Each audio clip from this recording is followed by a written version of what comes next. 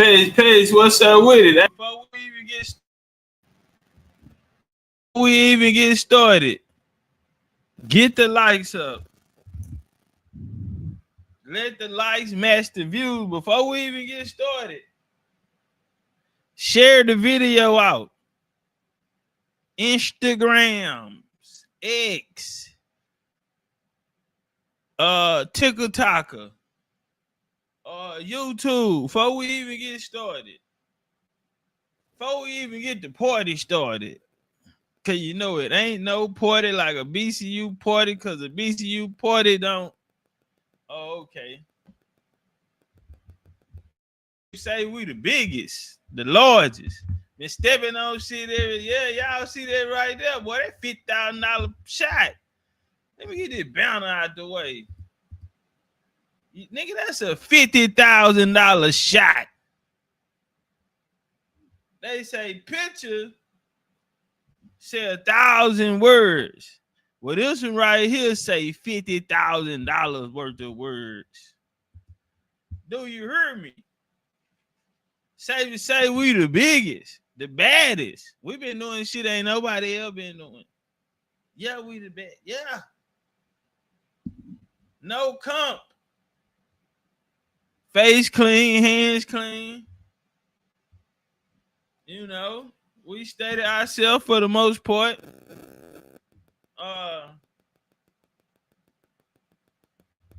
And you know, we just try to protect what we created. Cause nobody helped us create it. It was a vision and other sort of vision. They believed in it, got rooted in their genealogy, and they've been walking this journey with us. And I'm blessed to say, you know, I appreciate it. And I know it's spiritual. At the same time, a lot of us have reincarnated in multiple times. That's why I feel the bond is so close. Especially when you're dealing with that matriarch and also with the warrior classes. For us to be the smallest and be the warrior class, that says a lot. That says a lot. Because you would think the majority would be, but nah, it's the opposite. The most effective, and we're the smallest. So it gotta be a greater power behind it. I do in my heart feel like us standing on the shoulders of our ancestors, we are being assisted. And they give us an edge because a lot of these other people, they may use words like bloodline, genealogy, or lineage. But to us, that shit is a spiritual system. It go hand in hand. We can't do this without a connection with that in which we come from. And so, yeah, we are the smallest, but we're the most influential. We're the most effective. And that's a $50,000 shot you looking at right there, goddamn it. That's a $50,000 shot you looking at right there, goddamn it. Do you hear me? Turn up. Give me a run for my money. There was nobody, no one that run me. So give me a run for my money. Sipping bubbly, feeling lovely. She's lovely. Look at Big Ran on that shot. Hey, Big Ran, and congratulations. I see you back on the light. He say he still got it. Hey, man, hey, it's in you. When it's in you, it ain't on you, you know. Yeah. Hey, man, you gonna shine like a diamond. All we need is an opportunity in the stage. We ain't even got to hit the lights because we gonna light this motherfucker up. We gonna be the light. So, yeah, congratulations. I see you back on the lot and back doing what you do. You did. Just that nigga personality. He'll get in where he fit in. He beat a lot of us down there to Mexico. By the time we arrived, this nigga knew the goddamn staff, the bartenders, the way around, how to navigate it. Man, shout out to Big Ram. Say, Ram, no matter what, they can't erase that. No matter what, homie, can't nobody erase that. I wanna be with you. Hey, I wanna be with you. I wanna be with you. Hey, I wanna be with you. I wanna be with you. Just know. There you go. If I didn't ride blade on curve, would you still? If I'm in my mind at work, would you still? About who that in the back? That's Rand ass in the back. That's Rand and Cam in the back. And they go your little ass over here.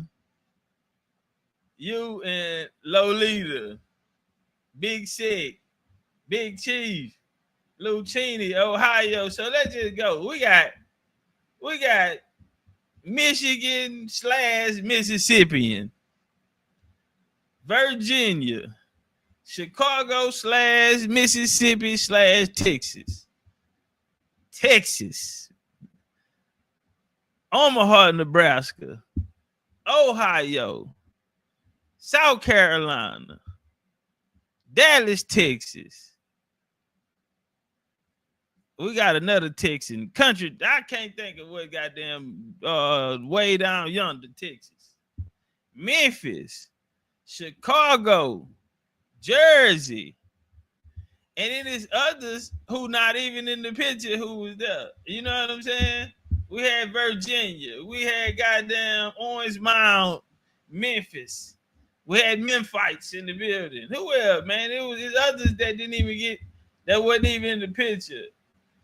Detroit to Jersey. Look, you understand me? So, man, it was just amazing. Like that Anthony Hamilton song, Amazing. Amazing. Giving you the best of me. Hey. Amazing. I can't wait till that yacht party. Amazing. Giving yourself to me. You know the DJ gonna be turned up. Keep it 100, I'd rather you trust me than to. Keep it a whole 100. Don't got you, I got nothing. I got something. We gon' function. No assumption. Feeling like Tyson with it. Got out Tyson with it. Only for the night, I'm kidding. Only for life, yeah. Only for life, yeah. Only for life. Let's get it. Hit that shoulder, man. I know what coming over me. Extra overseas. I know what you need. Yeah, hey, All money come in. I'm feeling go out. This feeling on drought. This party won't end. If I didn't ride me, would you still? If I'm in my mind at work, would you still? Keep it 100, I'd rather you trust me than to. Keep it a whole 100. Don't got you, I got nothing. Run for my money. There was nobody, no one that run me. Whoa. So give me a run for my money. Yeah, what you doing? Sipping lovely, feeling lovely. Yeah. Living lovely. Just love. I wanna be with you. I wanna be with you. I wanna be with you. I wanna be with you. I wanna be with you. Just love. I'm on the way. We ain't got no time to waste. Hop in your come on the way. And mine away. I don't want pressure you none. I want your blessing today. Go by the way. Open the door by the way. Show you that I'm on the way. I'm on the way. I know connection is babe. Pick up the phone for me, babe. Damn it, we jamming. That had a two for your name. Needed. Your hit for your memory. Warrior. I took the studio camera. I know Top will be mad at me. Miss, I'm not black, I'm Indian. I'm about to be one to prove it. Look what you made. Told you that I'm on the way. I'm like an exit away. Yeah. Joe Sykes, too tall. Too tall, your ass on security duty, nigga. Your ass on security duty. In my mind, that word would you still? At the meeting, I'm gonna announce my fly boy. Flag boy. We're gonna have a flag boy. He going up the mountain before we go up the mountain. We need earpieces and walkie-talkie, goddamn. Yeah, I got a whole game plan how we coming up the mountain. And we're gonna have a fly boy. And he gonna goddamn get eyes up top. What'd you see? He gonna revert it back to us. We're gonna have a whole class, you know, where the matriarch gonna walk. We're gonna have some soldiers around them. We're gonna have them niggas that's on Indian time. And we're gonna have a nigga pulling RO up that's on the back. They might don't come up the mountain 15, 20 minutes till we already up there. When we up there, they might stay down 15, 20 minutes. You understand me? But we gonna map it all out. We'll talk about it in the back. But yeah, this BCU, this what we do. Keep it 100, I'd rather you trust me than to. Sugar Bear, Sugar Bear, Sugar Bear. We got Sugar Bear in the building. Los Angeles, California.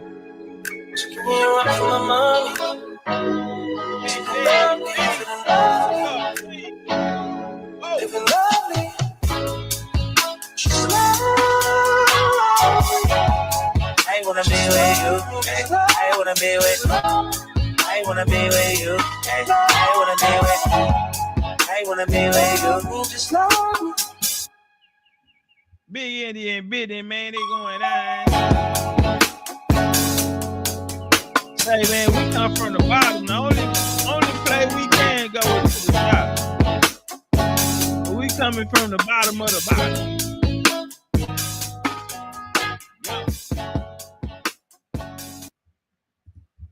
Yeah. Y'all got them likes up, Nene in the building. Y'all got them likes up. Feather, what up, though? Tank. 316 in it. Big. And it's all the way live. We got a good show, man. We gonna go through the I won't slow it down though for the matriarch. Just one time. I ain't heard it in a long time. And I want to dance. So fuck it. How much it costs? It never been cheap. There you go. Turn your click up, dog. Turn your bitch up, dog. Turn these streets can't cross it. Cross them up, all these street need bosses. Cross them up, turn your click up, dog. Turn your bitch up, dog. Turn these streets can't cross it. Cross them up, all these street need bosses. Cross them up. Hey, maybe love again. Lie. Notice I can stand you up. Hold up. I don't wanna talk about Yeah, it. what? No one understands me. You're the only one I'm confiding to, darling.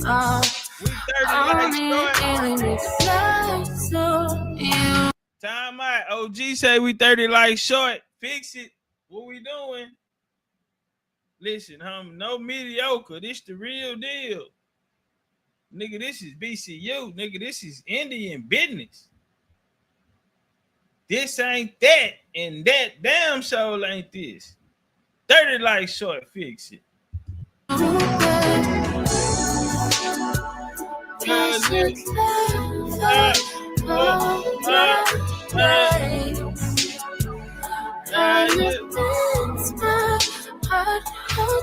you go. Everything I'm telling you, you know. I really got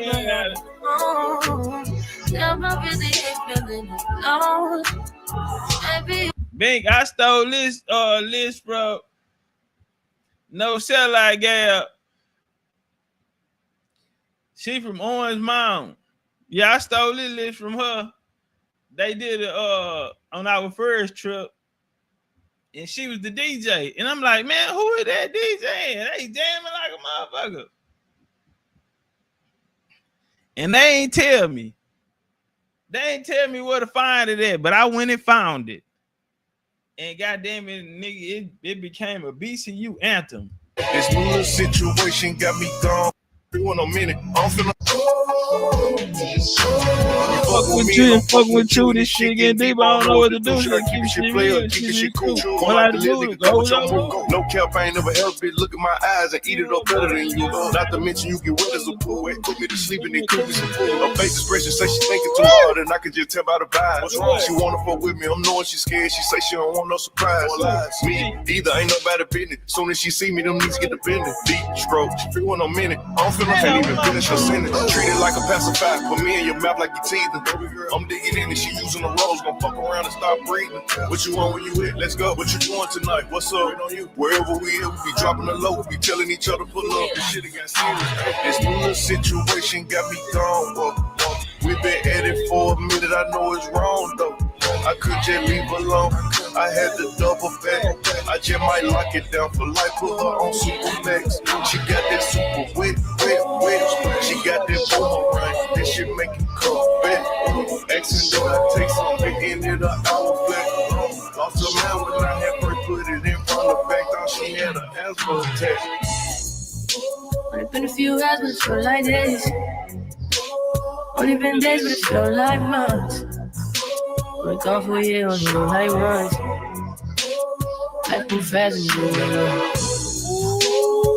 Not this time, but what I want. Hey, say yo. Hope you doing what you want. Yeah. What do you want? What we want. Get what? My little bitch look like Cardi Berry. Get what? But she don't love me, she too scary. My hope old it bitch look look like like Jackie that. Brown. I don't wanna know, but she too down. Will you be my leading lady? I want a contract, girl, no baby. In the meantime, in the meantime, Hope you doing what you want. got the body of a goddess. You ain't getting ready, We ain't starting. move like freak. See you, you got it good, nigga, meet you. Flat in your body, can eat it. We make it move like freak. Teach you, no you can't hop, I see you. You ain't getting ready, nigga, teach you. Fuck us, you talking about that guy out Russian. Those are niggas that shoot you for nothing. Can't get this spit only morning. No politics and no discussions. Man, that's your night, cut it. Cut on my block, Russian. Bring every boy that's the sick home. And we gon' hurt you if you trust it. Tell these people I'm a student, they see me so funny cause they know the gang and I'm reppin'. Tree shut up, dirty Diana, go get it reppin' before you go get it section. What you know about fucking the Texans? 30 the weapon, gun kicking like it's Texas. Move back, walk in the party with 2 straps. Walk in the party like who that? Say the first thing we gon' shoot out. Shoot first, shoot back. It's automatic when them boots clap. A lot of talk on my neck can't prove that. Niggas say I'm gonna prove that. I come in the block with like 2 9s. Everybody know I'm not too. Cut to his head if he die, whoa. If you don't like me, I don't like you. Whoa. I'm 823 and I'm certified. Know that I'm cool like that bird fly. I fuck with some movies and make backs. I fuck with some rollers and paybacks. Small, free throw, get two just like free throws. Pick up your shelves and grill them. No, we don't fuck with them people. On the block with each other, but just me and Chopper. We chillin' with killers and scamming niggas. We know the roles of the issue and came to the rock. We really G's out the slamming nigga. Hey. What up, though? How y'all feeling?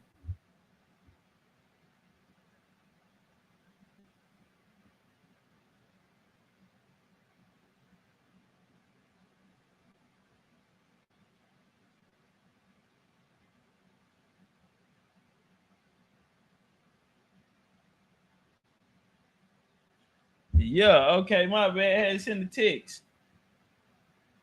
Popping it. Where we at? Southeast. Look at it. Southeast, fam. Hey, let me know where you message me at, fam, so I can send you the address. Send me your number too, because I'm gonna hit you up because I gotta play for you. I want you to do something. And it's gonna be a paint, but it's gonna be a gift to somebody. So hit me up. Yeah. I need to let me know where you messaging me at. I know you say you sent me a message, but I'm like, damn, where? You say you don't have IG. Where you at? He said you hit me on YouTube. Yeah, but I can't drop the address on YouTube. Like, you ain't got what that shit called TikTok, or you signed up to the BCU app, sign up to the BCU app or the website. Go to bigchiefuniversity.com, sign up to the website. You can directly message me and let me know it's you. Yeah, by tonight, nigga, I'm gonna hit you when we get out.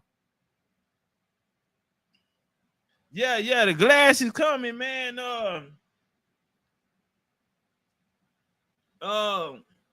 Shit, nigga, you ain't the only one waiting on them. It's a few people. But yeah, they'll be here before Miami, guaranteed. But I got you. I'm gonna throw you something else in there too. You know what I'm saying? Matt waiting on his I'm Not Black, I'm Indian slides. So I gotta start. I be hating doing pre-sales, man, because I don't like feeling like I'm holding another nigga money. You know what I'm saying? So I invest, and sometimes it's not the best investment. You know what I'm saying? You don't make no return on it. But I just try things. Some work, most don't. Be real. But I don't have no problem with breaking even or just being a little short. You know what I'm saying? Because I just understand the game. It's not always going to be like that. You know what I'm saying? But some things that I want to stop because I don't feel like it's more beneficial. And, you know, maybe I can move those funds somewhere else. They can help something else, you know. So it's a learning process. You feel me? I'm still a baby, too. I ain't scared to say that. And need you. Matter of fact, need you. I think I got some little bit ass I'm Not Black slides in there. So we need to talk. Yeah, I got some little bitty ones in there. So I think you might can get in them. So I have some. It's just certain sizes. But I think it's a pair in there for your little foot ass. And you already got some. So this for the boys then. Cause your little ass already got some. But yeah, I got you. All this coming together, what you call them joints too? The big Indian business joints. All right, this what we gonna do. Before we get into it, y'all see the title. Legendary Topcatz reveals the secret history of American Indians and Hebrews.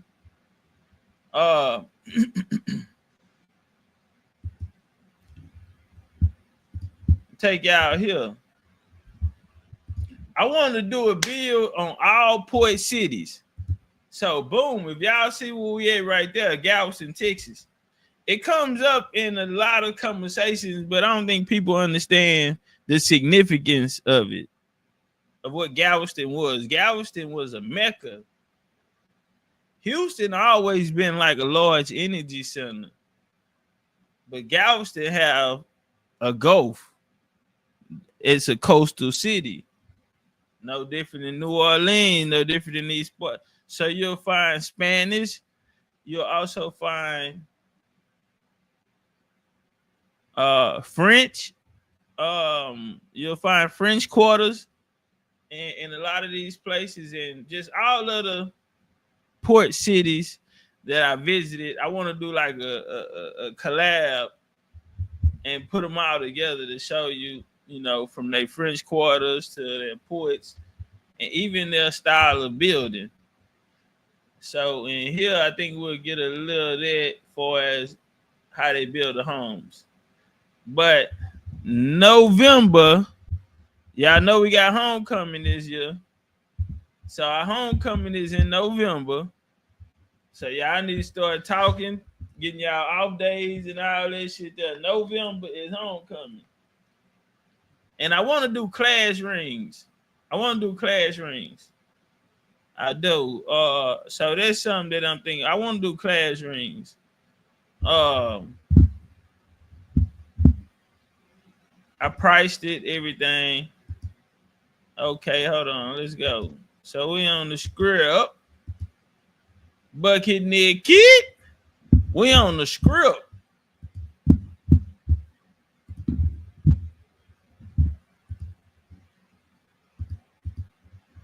This is Galveston Island.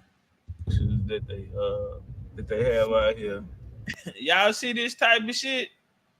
They'll tell you it was built in the 1920s or something. Nah, for real. Man, my goddamn schedule so booked.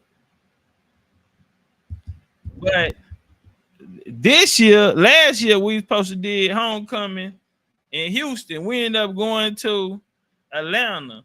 I love Atlanta. Atlanta always been good to us. And she was good to us that day.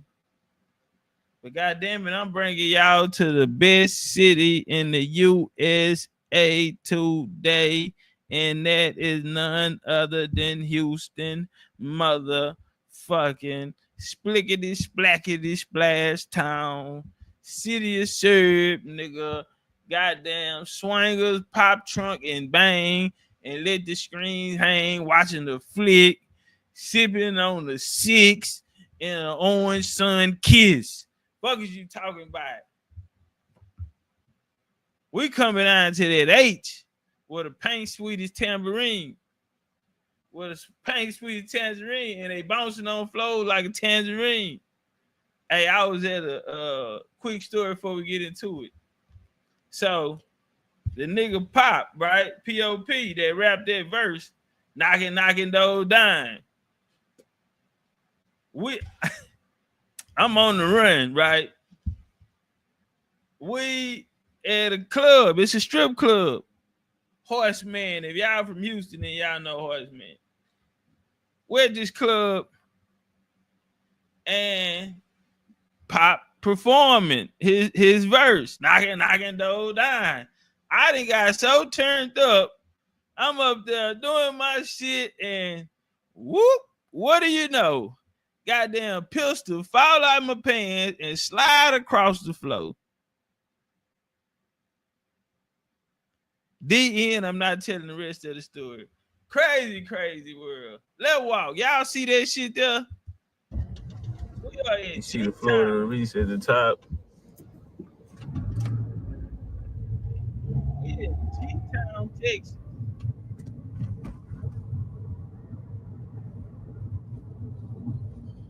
About to head to Michelle. What I know? Historical marker.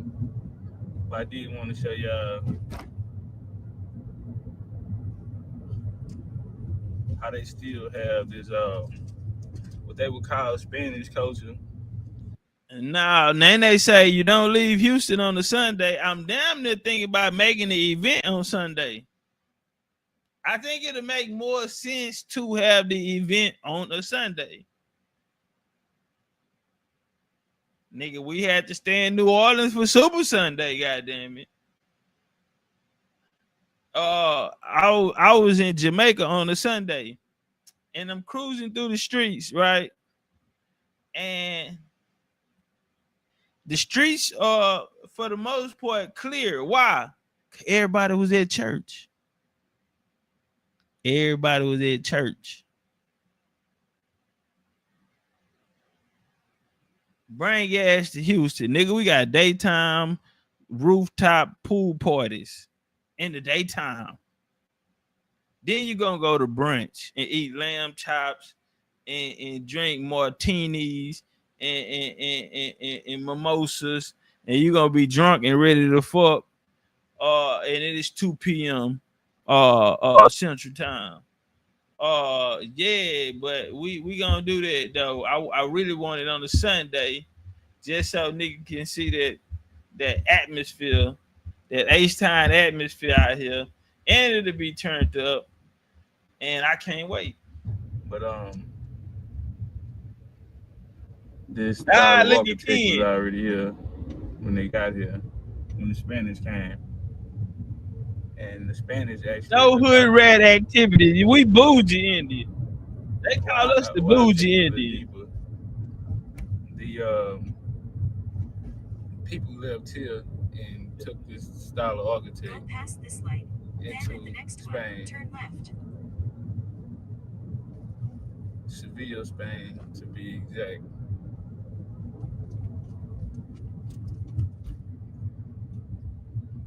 started out kind of cool out here, but it's the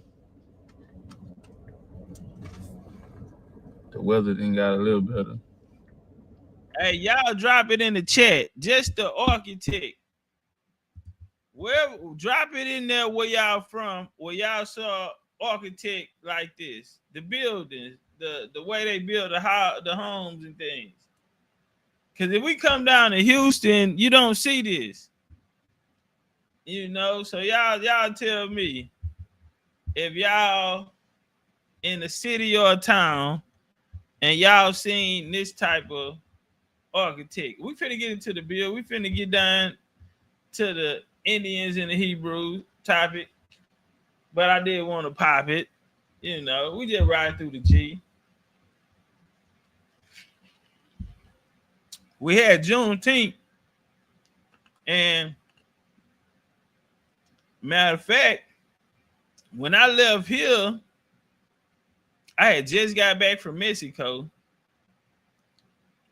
came here probably a day later, got sicker than a dog, and that Friday I was on a flight headed to New Orleans. Speaking of New Orleans, legendary Big Chief Topcatz. Popeye. Right here on site, man, tapping in. I had a gate lock right here. This is Gene Lafitte, man. One of the most notorious pirates to ever do it here. They say him and his brother Pierre was Frenchmen. Came down after 1807, after the trade embargo.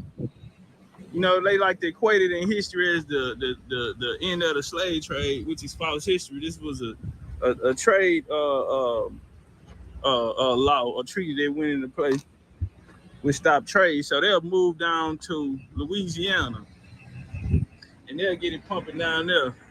They brought in millions of dollars, man. By the time 1812 kicked in, they would assist. They would fight in the 1812 war, and then later they would join the United States.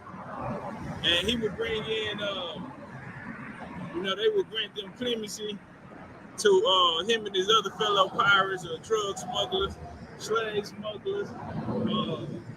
But they ran down from here, Galveston, go from Mexico all the way down to into Cuba. 1817, they assisted the Mexican Independent War. When I say this brother was a bad man, yeah, I had to come down here and tap in, man. Shout out to the homie Soul Food Vegan, man, to Lee. Man, we right here on site, you dig, man? With big badass Gene Lafitte, man. You dig? Right here, say notorious pirate settled here. I had to come pay my respect. My kinfolk, Napoleon, ran with him. And it said that Napoleon faked his death, and Gene Lafitte brought him over. Now that's not far-fetched because Gene Lafitte was known to even fake his death and went by different aliases. From Virginia, they find him in the Carolinas, they find him in Mississippi, and he's going under different aliases. When I say this, he's a big bad motherfucker. His allegiance with the U.S. in the Battle of New Orleans is what won the U.S. the War of 1812 for the Battle of New Orleans. Because he didn't start off on that side, but then they made him a deal he couldn't refuse. And he was a businessman. Right here, say notorious pirate settled here in 1817 with his buccaneers and ships under the Mexican flag, continued his foray against the Spanish shipping in the Gulf. On this site, built a home, Mason Rogue House, which was part of his fort, and upper story was pierced for a cannon. It was luxuriously furnished with booty from captured ships. Leaving Galveston in 1821 upon demand of the United States, he burned his home in an effort in the whole village, then sailed to the Yucatan. 1870, present structure was built over and settlers the foundation of man's rule. So when he got in trouble with the U.S., they after him, bounties on his head, sending them hitters at him. He leave Galveston and go down to the Yucatan. See, when they talk about, I don't want to go into Bloodline 6. Let me chill. Because I was about to say some Bloodlines of the Guard 6 shit. Let me chill. Let me fall back on that. But it's a reason why he leaving. Now, what Indians was in Galveston? The Karankawas. Do you know you find Karankawa Indians even coming out of Jamaica? Did you know Karankawa Indians was trading all the way up into South America? And they also ran plays right across the water. Closest thing to them gonna be New Orleans and the Yucatan. When he left after being,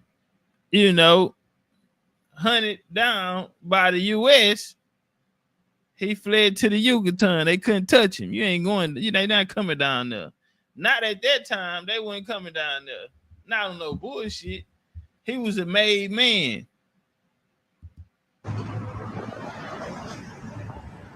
We'll be in New Orleans this weekend, man. They actually have a bar down in New Orleans. We'll go visit that, man. The legendary, notorious Gene Lafitte, man. The Lafitte brothers. They caused hell while they was here, man. And actually, you know what? We'll go a little further. They say he faked his death. He actually faked his death, went under different names, and also assisted Napoleon in faking his death and finding refuge here in the U.S. We'll talk more about that on the other side, man. Let know what you can use, man. It's the kid, Legendary Topcatz. I'm gone. Riding through Old Town, Galveston. Amazing. A lot of people sleep on it. Amazing. A lot of history here. A lot of indigenous history here as well. It's one of the largest ports down here. You also had the Mayans down here, as well as the Aztec, the Karankawa Indians, and so on. A very important port down here. Today it serves as a port for carnival and a lot of import and export. Very important port here. We also had the Port of Houston, and also can't forget the Port of New Orleans. Hey, Mike. Hey, Mike. Hey, leave that shit out of our chat, fam. This shit ain't got nothing to do with us, fam. This is Galveston. The water is chocolate. Listen to me, homie. Chocolate. Hey, listen to me, fam.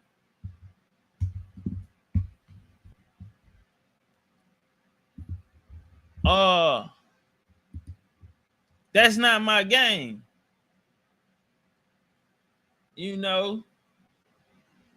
We over here building. Whatever other people got going on, fam, that ain't my game. Ain't no knock to you, fam. But I'm just saying, niggas don't deserve my attention. Period. Niggas don't deserve my attention. What we have over here is for us. That other shit, niggas wanna, be a star, or niggas wanna have opportunity to grab a mic. That's cool. You know what I'm saying? But it has nothing to do with BCU. We are strictly on Indian business. What others have going on does not have anything to do with us. And we do not want to be associated with it. Have I seen the papers? Yes. Have people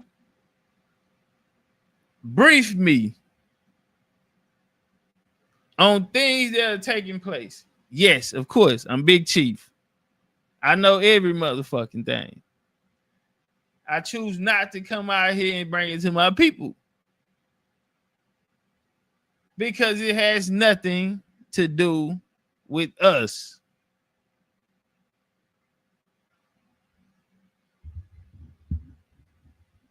We're in a good space. We vibrating too high for certain things. We work hard. We worked our asses off to get to where we at. So we not coming down. A nigga gonna have to get high enough and an altitude to bump heads with us. But we like the Peregrine Falcon. We lay our nest where motherfuckers cannot reach. Our eyes have seen what most have not seen. So we cool on that. At the end of the day, it has nothing to do with BCU. Exactly, city. But the day's starting to brighten up a little bit. Got some winds out here. We're on Seawild Boulevard. Back in the game, we used to serve as we had a Kappa Beast party down here. And you know, they came together and shut that down. So mostly all you see out here now is white people, but to be honest, the beach haven't been the same ever since they took the Kappa. Sade, what up, Sade? Out here and everything, and it's still not bringing as much attraction. You will see so many like cars, and you had a Houston culture down there. Most people are here now. You can tell they like it's that country culture. They like real country, or they like local. They're trying to make it an attraction. They need to step that game up for these hotels. This is Grand Galveston right here.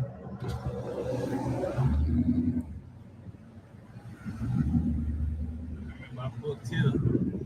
And then went on YouTube to go watch videos on it and found out that it was actually a haunted hotel. So y'all look it up. It's a haunted hotel.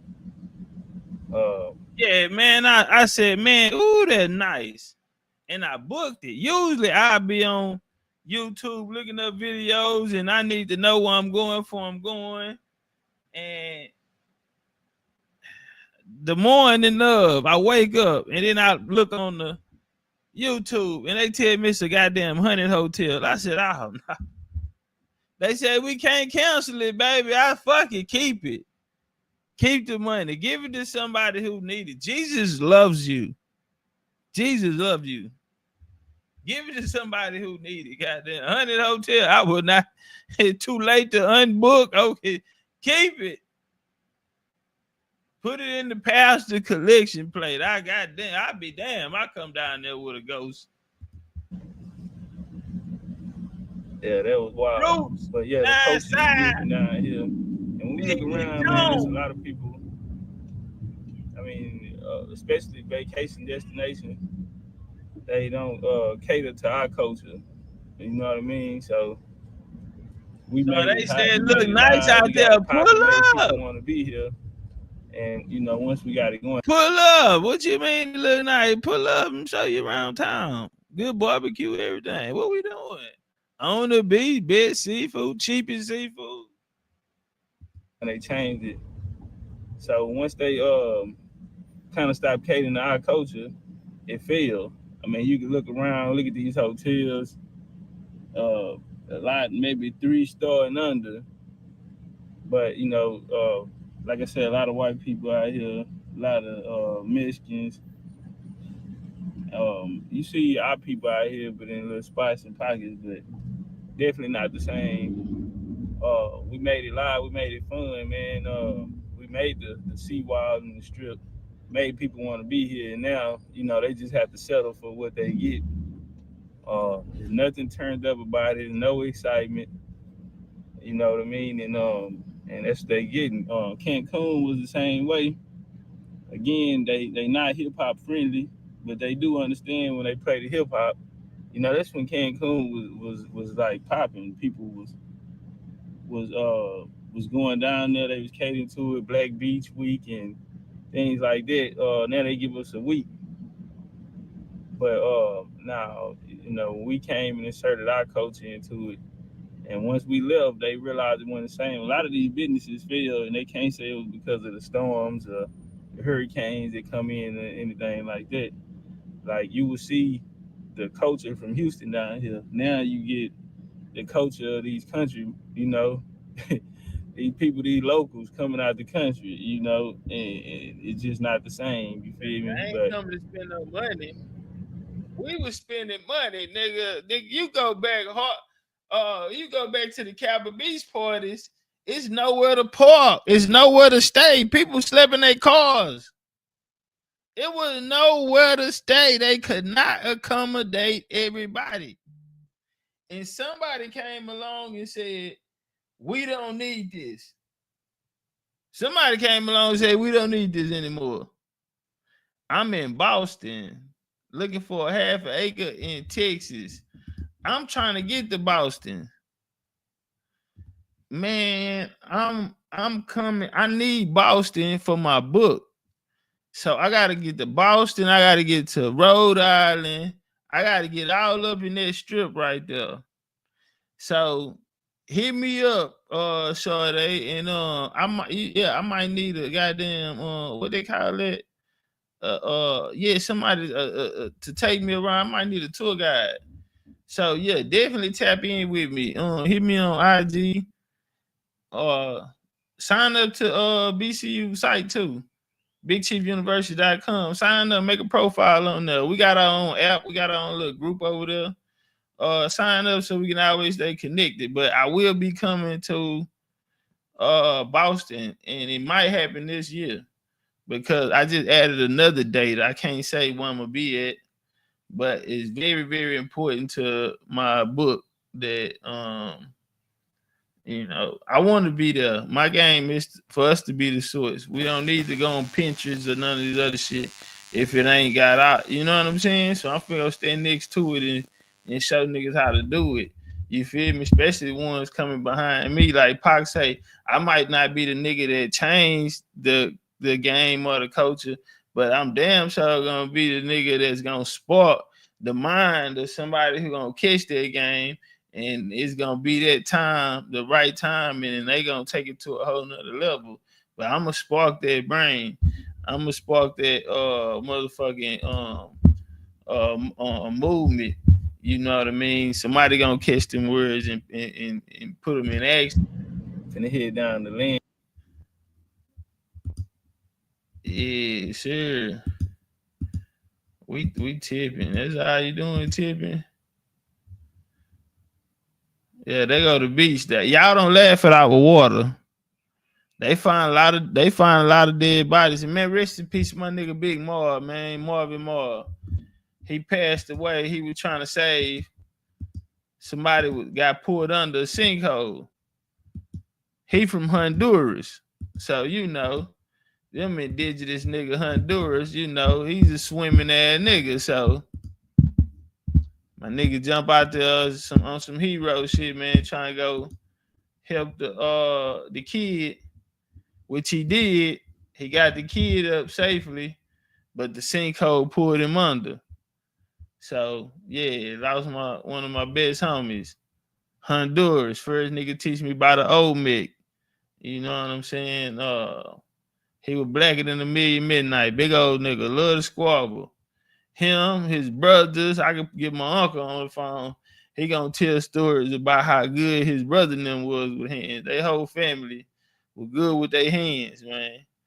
And black Mexicans, they know how to speak Spanish and they know how to talk English. But that was my nigga. His name tatted on my back.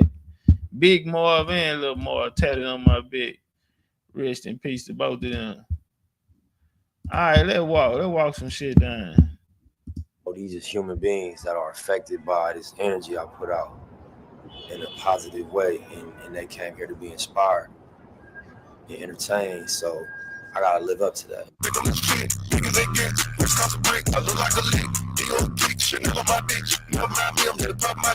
power to my beloved brother Topcatz in the building. House of Consciousness family member is here. What's going on with you, my brother? Peace. Turn up one time, Uncle Sir. You already know what's going on. Talk to me, man. When you hear this dude Jeremiah Judah talking that guap. Oh, I came in late on them, but you know them Hebrews. If he one of those New Testament Hebrews, or if he out here kicking it, Deuteronomy 28. He's a New Testament Hebrew. Okay, so he out here with the Deuteronomy 28, and yeah, he don't want that smoke for real. They don't really want that. Nah. They gonna get their feelings hurt. If he one of those King James Hebrews, he gonna get his feelings hurt. Cause see, you know what side what they gonna have to explain is, see, how did they get that book? You know what I mean? Because the King James that they talking about is King James Stewart the First, right? In 1603, they united the crowns or whatever. So this the same guy that they talking about. He is the guy that set up the transatlantic slave trade for us, the British side, right? Yeah, see, that's the fact. They can't move off that one, right? So Elizabeth I, she when she died, she didn't have no kids, so they called her the Virgin Queen. So April Porters came and set up the colony of Virginia. So in 1607, May 14, 1607, they set up their colony. 1619, they created Jamestown. Uncle Si, did you know Jamestown, Virginia is named after King James of the Bible? Look at that. Yeah, see, they don't want to talk about that. See, so when we go into the Virginia Company of London, that was the British settlement in Virginia. And then King James, he had a son named Charles I, who was a Catholic, who defended the Catholic faith, and he had his head chopped off by Oliver Cromwell, right? So yeah, my granddaddy chopped that nigga head off. Yeah. Yeah, my granddaddy was a damn fool. Nigga Oliver with pops. And nigga on demon time, standing on business. He ain't bang with them niggas. I would tell you where they really was at, because they was over here fighting. But that bloodlines of the Guard 6 shit. Yeah, turn up one time. I'm finna walk on it real quick. Now, King James' grandson, Charles II, that's who South Carolina, Charleston, 1670, they created Charleston. They named it Charleston after King James' grandson, Charles II. He owned the Royal African Company, which set up the slave trade in 64. They took over the ports in South Carolina, which is Port Royal. Also, they took over the port from the Dutch in Jamaica, which is Port Royal. And then they got Cape Coast in West Africa. So this is this King James line right here setting up the transatlantic slave trade. But the Hebrews come out here and tell us that somebody did something to them, right? I take it even deeper. Under the Dumb Diversions 1452, Pope Nicholas V, when the Jews went in, I'm jumping ahead. When Portuguese went into West Africa, those were Portuguese Jews that went in there. Alfonso IV and his crew, those were Portuguese Jews that went into West Africa. You understand me? So when that Deuteronomy 28, I don't understand how they're saying that the Jews got taken into slavery when we know that the Portuguese was Portuguese Jews who actually went in and committed what happened in West Africa. Also, King James, y'all running with this King James Bible. King James set up the slave trade for the British. Bars. Where's Sinetta at? Since y'all call Sinetta the Don King, tell Sinetta to call that bitch up and see if he can get his ass in the ring for 10 rounds. Man, Topcatz is fire. Y'all don't really want to get in that ring with Topcatz. Trust me, I got much love and respect for this brother, and I'm glad he's over here on my team, because Topcatz is officially a House of Consciousness representative and a member. So believe me, this brother is fire. Whoever wants that smoke, come on over here and get it. I told you I'm building a team. I told you we got a real team over here, man. Y'all playing games. We got Sister Noble. We got Topcatz. We got Queen Nepal up in here. Oh, man, y'all playing games, man. And whoever want to be a part of this team that we building, the House of Consciousness, we got Dr. Reggie. You already know. Whoever want to be a part of this team, put my email inside of the chat. Hit me up in the email and get on board. Go ahead. Finish going in, Topcatz. Yeah, you know what, man, today, all right, so remember yesterday we had Lord Elba up here. Yeah. And you asked him clearly. Call me yesterday. Yeah, right, so I caught them today. Lord Elba do not talk him out of it and out of here. I think he's scared of me, huh? you know, and he don't want that fade. He had to go think about it. He's scared of me.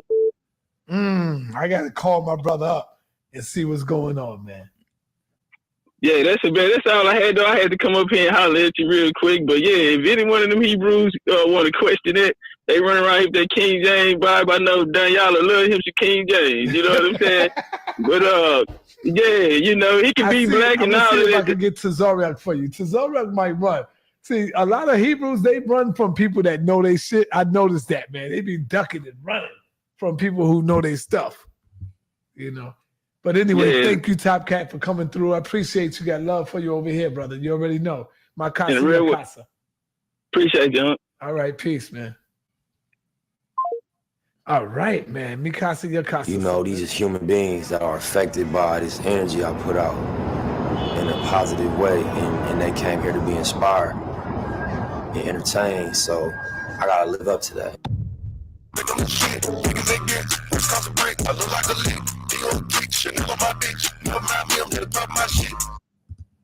Never mind me, I'm just popping my shit. Never mind me, I'm just popping my shit. Just pop my, never mind me, I'm just popping my shit. Pop it. Did I see the papers? You know, country, but I just don't want to deal with no negativity with so much positivity going. And that's, you know, why I'm even not, you know, present as much for as the lives are consistent, just in the place of, you know, balance. And, you know, a lot of people ain't put in the work to come stand in front of me and have no conversation. I got a mean resume, and I know the work I done. I know the money that I put into this shit to go to the places that I've been. You know, so nah. You know, go get the biggest and the baddest motherfucker, and then we'll talk. Shout out to my boy Jabbar, but nigga doing $20 debates now. I can never do a $20 debate. Ever. Nigga, I'm must see TV. What are we saying? Let walk.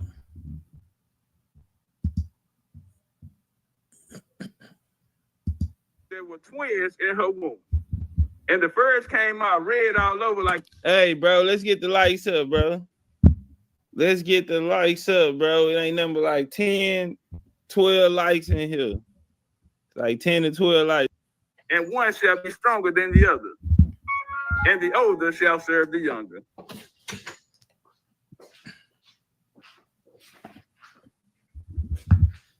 All right, let's walk. I say, damn, man, you know, when I hear that verse, I heard this before. You know what I mean? And so when we go back into history, because they say two nations was warring in her stomach. All right, let's walk. The origins of the Khazar. The Khazars, a Turkish stock, originally nomadic, reached the Volga Caucasus region from further east in some time not easily determined. They may have belonged to an empire of the Huns in the 5th century CE. You know, a lot of people talk about let's walk though. The name is said to be equivalent with the AQ Khazar, i.e. the white Khazars. Hey, fam, say I need to go clean house. Those are off-brand, no-name brand. Who on there have a name? Who on there have a following? How you get to talk to the king? You don't get to talk to the Godfather. No, hell nah. That's for niggas on that level. You know, man, I done punched out Big Hebrew, the niggas with the names, the niggas with the followings, them niggas they're using somebody else's platform to get a message out. I don't need to clean house. I get nothing out of that. I'm expected to win. There's not a Hebrew out there that can talk to me now. I didn't beat on niggas with names. I didn't beat on Hebrew authors. You know what I'm saying? That's doesn't. Ain't no Hebrew out there for me to talk to. Like I set the goal. I beat up the top Pan African. I beat up 2 different top ranked Hebrews. Sat down with top Moors. We just did the transatlantic slave trade. Like I didn't talk to the best that these niggas had to offer. It's nothing, and it's strategic. I no longer. Why would I be sitting in the office with a no-name, unbrand nigga when I have defeated the best? So no, nigga gotta climb that stairway to heaven. Nigga, come talk to me. As opposed to the Quora Khazar or the black Khazar. So damn man, they never told us that it was a black and a white Khazar. They came down together, end up splitting. They never told us that. But see, they just tell us about the white Khazar. You know what I mean? But it was a black and a white Khazar that came down together. You understand me? And they end up, and right here, Khazaria was essentially split in 2. See, we're going at another day when. Yeah, see, this is my first action on side another. And watch when he open up the phone lines. Watch how I get them niggas that work. Watch how everybody agree with me so they don't have to fight me. Then nigga, I'm a rookie. I'm here to be embarrassed. But they finna fuck around and this nigga is LeBron James. And I'm taking my face because my favorite part of the day is Q&A. So I'm finna take my shirt off and we're gonna see the results. Everybody who ran up. And most Hebrews bowed down and said, damn, you taught me something I ain't never know before. Nobody had a problem. I think it was 1 or 2 problems, but I cleaned them niggas up. Easy work. We ain't got all day. Let's walk from Babylon to Timbuktu. Turn up one time, man. Shout out to Winsworth, man, the real way. All right, now, right here, this is they famous because the Hebrew, they love to pull this. They love to pull this one, so let's walk. In the year 65 BC, the Roman armies under General Pompey captured Jerusalem in 70 AD. Now, we all familiar with this. Titus put an end to the Jewish state with great slaughter during that period. Military guerrillas in Palestine and outrage atrocities were committed against the residue of the people. All right, so in 70 AD, they talk about this here. They getting expelled and all of this here, and where did they end up going? Very, very important to know where they end up going. The Jewish philosopher 40 AD who lived in Alexander, Egypt, said that million Jews resided in Libya, Egypt. Hold on, let me come over here. All right, so all right, Hebrew was detected by inscriptions from the Egyptian border westward across North Africa to Mauritania. All right, and so we're gonna see these Jews end up leaving and going to a lot of places. The place that I want to deal with where they end up going was the Iberian Peninsula. The Knights of Templar. Shout out to the Knights of Templar. They was a large organization devout Christians during the medieval area who carried out an important mission to protect European travelers visiting the site of the Holy Lands, while also carrying out military operations. After Christians' army captured Jerusalem from Muslim control in 1099 during the Crusades, a group of pilgrims from across Western Europe started to visit the Holy Land. All right, now let's walk. So this was a need for the Templars, so they say.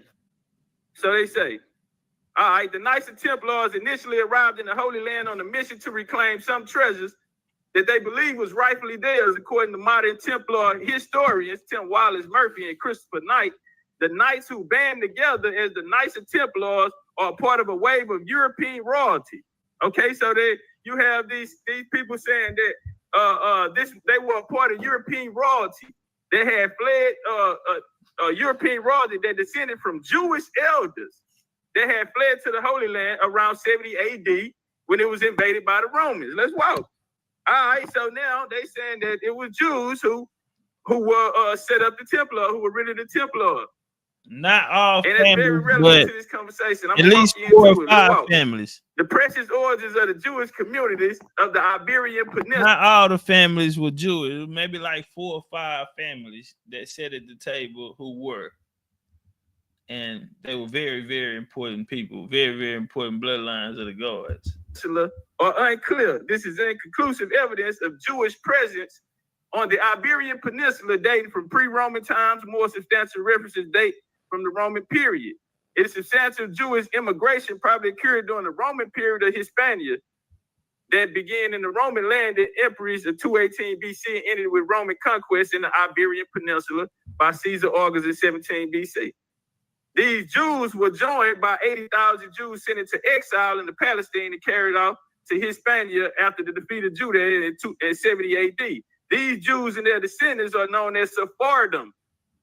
These Jews, because they was talking about these niggas in 70 AD, and so that's why I wanted to walk it down.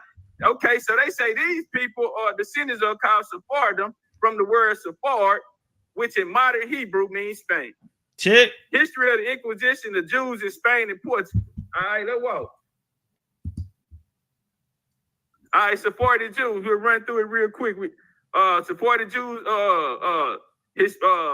largely expelled from the Iberian Peninsula in the late 15th century. They carried distinctive Jewish, they carried disparate identity with them to North Africa, including modern day Morocco, Algeria, Tunis, Libya, Egypt, Southeastern. And if we go back to Babylon and Timbuktu, it says the same thing. All right, we're talking about some of these same places. All right, Portugal history. The history of the Jews in Portugal reaches back over 1,000 years as in direct related to Sephardic history, a Jewish ethnic division that represents communities that originated in the Iberian Peninsula. Jewish populations predate the establishment of Portugal going back to the Roman era and came back to 482 CE with the fall of Roman Empire. Jews were persecuted by the Visigoths as well as by other European Christian kingdoms and controlled the area in that period. In 711, the region was somewhat liberated by the invasion of the Moors of the Iberian Peninsula, was seen by many in Jewish populations a liberation and marked the beginning of what have seen as the golden age of Jewish culture in the Iberian Peninsula. All right, so we got them right here in the Iberian Peninsula, right? And so I said that they set up the slave trade and they brought out Deuteronomy 28 and told us that somebody took them in the slave trade. When unless you're telling me that Jews took other Jews in the slave trade, then I think the Hebrews have a lot to talk, have a lot to explain to us. All right, let's turn it up. Tariq, yeah, we just gonna call him Tariq. Was a military leader in Al-Andalus, a Muslim leader in Morocco, then for King Alfonso I of Portugal, who made him Lord Unas Freitas, Aldeas dos Negros. All right, before 1147, there were several settlements between Lyria, Lisbon, where Yasha lived, in Lisbon, a large nucleus of Jews with the synagogues and infrastructure to support Jewish life. Alfonso I appointed Yasha and the Jewish a steward of Knight Moor and the Order of St. James of the Sword. He was rewarded for service rendered in the fight against the Moors and granted a village of blacks, Eidos Negros. The donation refers to the take. That's why I'm like, why y'all always saying, bro, these people are fighting against Moors. How can all niggas be Moors? And they know exactly, and people are fighting. They're fighting against the Moors. Portuguese Moors, how? They're fighting the Moors. Unless you're going to tell me Moors fighting Moors. But that's not what history says. History is directly identifying these people. Tariq ibn Ziyad was royal bloodline, homie. He was the accountant to Alfonso I of Portugal.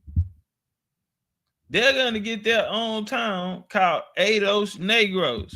Taking the Obidos and Nil Aldea dos Negros in 1148. So right here, we got this Jewish dude. He didn't linked up with Alfonso I of Portugal. All right, very important in the chronology. Let's walk. Papal Dumb Diverse. This is what I brought up last time, man. I got to stand on that. Papal Dumb Diverse, 18 June 18, 1452. All right, Pope Nicholas issued the Papal Dumb Diverse on the 18th of June, 1452, and it authorized Alfonso IV of Portugal to reduce any Saracen Muslims and pagans and any other unbelievers to perpetual slavery. This facilitated the Portuguese slave trade. Let me run that back. This facilitated the Portuguese slave trade to West Africa. Uncle Si, I've been watching your channel for a long time. On this channel, I first found out that the European actually learned slavery from the Muslim. All right, I heard Si say it a million times. Dr. John Henry Clark said it a million times. All right, so this is the situation that they're talking about. When this European power, Portuguese, got introduced to what would become, or what we would know as the transatlantic slave trade. Let's walk. So the same Pope wrote this facilitated the Portuguese slave trade from West Africa under this dumbed out version. The same Pope wrote the bull Romanus Pontifex on January the 5th, 1455 to the century when Spanish Jews settled in they 12 tribes from. All right, so second Ezra, there are 10 tribes which are carried away prisoners out of their own land in the time of Embrace me. All right, let's walk. Let's find out. She said, put the crown the on her 12 tribes head. of Israel. Turn up one time. All right, now, hold up. I got to do something real quick. What the hell you got to do? Nigga, get busy. Y'all turn up one time for the one. So this is colonization. And let me tell you something. The people that are going there, homie, they are not in bondage. They are actually doing the slavery. They are not enslaved. These Jews that's going there are not enslaved. Deuteronomy 28. They ain't on there. You would be carried out on slave ships and all of that shit there. Then you take them to Exodus 20 and 2. And that's the Egypt. It's the house of bondage. And yeah, we all in a little trick bag. They get in their trick bag. You understand me? But when we come over here, we look at your chart, you know, a brother like me, I look at the chart. I say, well, damn. Damn, all them, that's all the places that the Jews went and goddamn enslaved the people at. Yeah, I said that. Let me prove it. All right, so we're going to go to Cougar. Jewish history possibly begins in 1492 with the arrival of the second expedition of Christopher Columbus to the Americas. Columbus was accompanied by the voyage interpreter Luis de Torres, who may have been the Jewish converso. Some Jews fled Portuguese rule in Brazil in the 17th century, settled in Cuba despite the inquisitions of persecution. Jewish merchants began in Cuba engaged in flourishing international trade. Now, let me show y'all something. Hold on before you show them something. Shout out to the homie Copper Skin King, man. He said smash the like button in a real way. Yeah, y'all smash the like. I hear thinking about Ricky Morton and Ricky Ricardo and all this shit. No. What you got to understand is they tell you that Spain was ruled by who? By the Moors. All right? The Spain was ruled by the Moors, and when they got there, the Jews was already over there. All right? And so through history, we would see them teaming up. Now, when they both got put out at the same time, right? Now they converted over to Catholicism. So they'll be known as cryptos, Moriscos, or in Jews, Morenos. You see what I'm saying? So let's walk. All right, Dominican Republic, and they're supposed to be Simeon motherfucking there, right? All right, converso merchants in Sephardic origins arrived in southern Hispaniola during the 15th, 16th, and 17th century. Well, damn, I thought you niggas came over here way back in the gap. It's missionary work. Hold on, man. Let me work. Watch me work. Fleeing the outcome. I just want to hey, get the likes up, support the show. Cash App is on the screen. I just wanted to remind y'all, this brother was a rookie. This is a rookie doing this shit to niggas. To seasoned veterans, this is a rookie. And when they open the door for niggas to come in there and catch fades, niggas gonna come in that bitch to shake my hand. Cause they say, I don't want no problem with this young nigga. And the ones that did, I will handle them accordingly. Fleeing the outcome of Spanish Inquisition. Over the centuries, many Jews and their descendants assimilated into general population, and some have converted into Catholic religion. Although many other country Jews still remain element of the Sephardic culture of their ancestors. All right, so they say Argentina, man. Let's go over here, man. They got Argentina on the chart. Yeah, man, the history of Jews in Argentina go back to the early 16th century, following the Jewish explosion from Spain. Sephardic Jews fleeing persecution immigrated with explorers and colonists to settle in what is now Argentina. But damn, nigga, how are you niggas getting there when y'all get put out? And y'all had a little money, y'all had a little pocket change, you niggas were living good. Y'all had skills. That's one thing about them and the Moors. Them niggas had skills and they had sciences that are put, they can go anywhere on the planet, goddamn. And what Jay-Z say, put me anywhere on God's green, and I triple my wealth or some shit like that. Let's walk. Anywhere So we on gonna come God's down to green earth, Seminole. I Why triple did my y'all do work. it? Who did that? Please show me the nigga who put Seminole Indians was Reuben. Please. Go I'm get talking him. about you niggas come with a little bit of information, and somebody should have been a brother and said, hey, look out, we're gonna have to get rid of that one. They're gonna get us on that. Now let me work. All right, the Seminoles are Native American people originally from Florida. Today they live in Oklahoma and Florida and comprise 3 federally recognized tribes: the Seminole Nation of Oklahoma, the Seminole Tribe of Florida, and Muskogee Tribe of Indians in Florida, as well as independent group. Watch this here though. The trip is the Seminole people emerged and processed as the various Native American groups who settled in Florida in the 18th century. Listen, bro, the Seminoles didn't come into the middle 1800s, it was the first quarter of the 18th century, bro. 1820s, 1818, 1820s, bro. That's when you get some people called Seminole. Seminole is not a bloodline, bro. It was a group of, it was bands of enemies, it was bands of armies, bro, that was coming together, bro. These ain't no one people. And then they come in 1820. How in the hell is a Seminole a goddamn Israelite and they didn't come into the 1800s? You should have said your Marcy or something. You would have did a little better than that. You would have did a little better. Woo, nigga get a little bit of information and just go crazy. All right, Mexico. It's called. Turn up one time, goddamn. The history of the Jews in Mexico. Let's see where the Jews got the Mexico family. The history of Jews in Mexico can be said to have begun in 1519 with the arrival of conversos. Who is conversos? I told y'all these niggas are cryptos. And see what they did was when they left out, since they not they not banging Hebrew out loud, you understand me? They cryptos, they coming under the spies in Spanish. They are Spanish conquistadors now, right? In history, we talking about Spanish conquistadors thinking it was Ricky Martin, and the whole time it was the goddamn Hebrew. Yeah, it was him. Let's walk. Often called Moreno, crypto Jew. He's a crypto, referring to those Jews forcibly converted to Catholicism and that then became subject to the Spanish Inquisition. You slick ass niggas and come out with that chart, and you niggas went and raided and invaded all of these people. Yes, you did. Colombia, Asher. Hey, that young nigga want all the smoke. He seen all them Hebrews in there, man. It was down there 2,000 people in there. Yeah, I'm talking to you and I'm saying, homie, let me look at you. But when you put it on the screen and the nigga like, this young nigga saying shit I ain't never heard. I've been in the truth 20 years. I ain't never heard none of this shit. That nigga probably catch me with something and clip me. I ain't fucking with that nigga. Watch how many Hebrews come shake my hand after that. And I'm here talking all types of shit about them. Right? Let's walk. The history of Jews in Colombia begins in the Spanish colonial period with the arrival of the first Jews during the Spanish colonization of the Americas. God damn. Every time.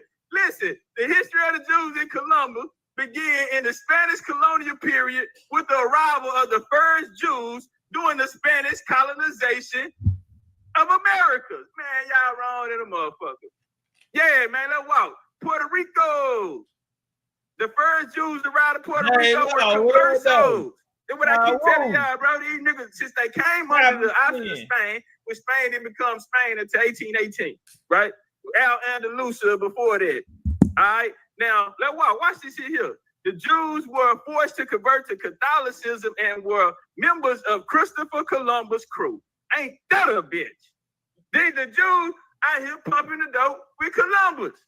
Yeah, you niggas out here robbing, pillaging, and then y'all come back with this book and tell us that somebody did you niggas something. Y'all, boy. Trip, they'll have to pay me, Trip. Puerto Rico, do I even? Okay, we just went to they'll Puerto have Rico. to pay me. And then Judah, here go Judah the Americans, right? We ain't gonna put that up. Here go Judah the American Negroes. They'll have to pay me. All right, I don't know where they went with that one. I'm gonna leave it alone. I'll let y'all have that. Here go Gad. That's the kiddie playground, monkey bars and shit. Nigga fucking with me, nigga, we in the Olympics. Undisputed title. You know what I'm saying? No, this nigga, we got the Olympics. We going to the Coliseum. Nigga gotta be a gladiator. I don't debate niggas who are not lecturers. If you're not a lecturer, you do not have your own take or research compiled that you found. Niggas have sources. That's not a debate. That's not a debater. You a nigga that have a source, a conclusion that another nigga came to. When you supposed to be a researcher and come to your own conclusion and create a lecture, a body of work, of research from your point of view of what you found on the subject matter. And that's been the problem. We've been having niggas regurgitation and bad leadership because niggas who they learning from are not even lecturers, which means we don't even know what you teach. If you're not a lecturer, we don't even know what you teach. You just a nigga with a source, random sources, spread every goddamn well and don't even have a PowerPoint for it. You just got screenshots and PDF downloads, nigga, of one source and think that's gonna, nah, man. Nigga fucking with me, nigga, it's the Olympics. Nigga, the guards are watching.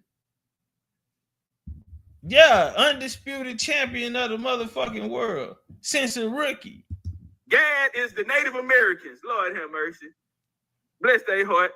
Native Americans are considered mongoloid, as are all indigenous people that have ancestors originated from Americas and Asians. Mongoloids are classified by having straight dark hair, brown eyes, and also having extra skin on upper eye. We associate with Japanese and Chinese persons.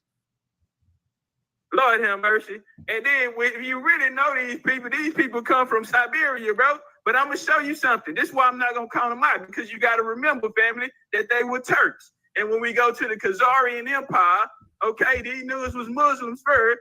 We go to the Khazarian Empire.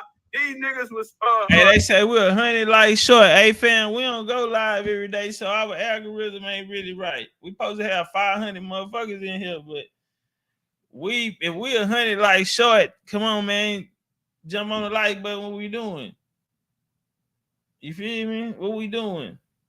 Jump on the like button, bro. Like, I don't understand. You know? Nigga, say if I was to lead the game, do you know what would happen, family? Like, I'm just real shit. Nigga, I got a lot of these Indian niggas didn't have to go through that era of paperwork and shit like that. Nigga was under paperwork. Niggas was making fake tribes. Nigga, I came here, nigga, and put genealogy in front of all of that, nigga, and stood on it and fought for it, nigga. Nah, bro, hit my like button. If I wasn't here, nigga, ain't no telling what this shit would be at. Nigga, they had All-Star Weekend. We about to go to All-Star Weekend, nigga. We the only Indians they called. Nigga, we All-Star. Nigga, we on the All-Star team. Nigga, we're starting on the All-Star team. Starting. And we the only ones of our kind, nigga, who got an invite. Because the work we put in, the culture that we have, nigga, the unity, the family aura. When we go to these people platforms and we do our thing, they see how they interact. You know what I'm saying? They watching y'all and how, man, we want fam. Nigga pulled us a chair out. And not just no little chair, nigga. Like I said, for Rich confirmed with man, that nigga called me. I was either the first or second person he called to stamp a date. Nigga, if they pull us out of chair, homie, we here.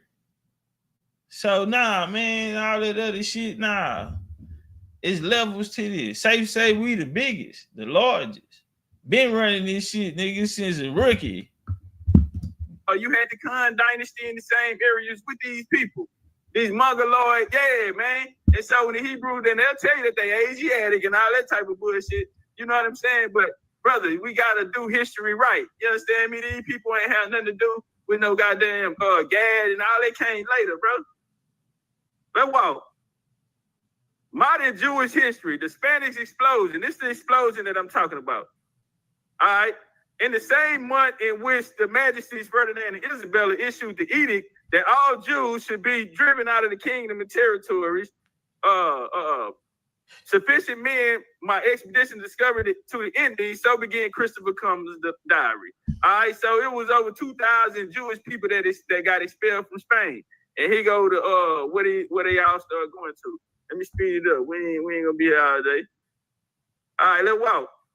Now this is what say, bro, y'all hear that young nigga, man? The young man said, "Speed it up. We not gonna even be here all day." The young man said it's not even gonna take all day. But a lot of them came under too. This when the Spanish went and colonized and they came out. This is what they came under. Pope Alexander issued a papal bull or decree, Inter Caetera, all right? The Inter Caetera, in which he authorized Spain and Portugal to colonize the Americas. So we already got the Jews in Portugal that went into West Africa, and now we got them leaving under the dumb diversion. Now we got them leaving out under Alexander, under the Inter Caetera, right? And they end up leaving with Columbus and the crew. Let's walk. Luis de Torres, turn out one time. Among Christopher Columbus crew members who made landfall for the first time in the New World, the Bahamas, on this date, 1492, 6 were Jewish conversos. Yeah, the niggas who was driving the boat. Yeah, for Columbus, nigga. Yeah, they were Jews. They were Jews. But y'all come out here telling us somebody did something to you niggas, including the doctor, the navigator, and translator, Luis de Torres, who converted to Catholicism only one day before the expedition departed. All right, let's walk. Yeah, Louis de Sango. Yeah, turn up one time. Louis D, that's what I call him, Louis D. While the Spanish Inquisition targeted and persecuted Jews, including conversos, believed to be practicing Judaism privately, Louis D and his immediate family was protected from persecution. All right, and so when we come down, they end up being.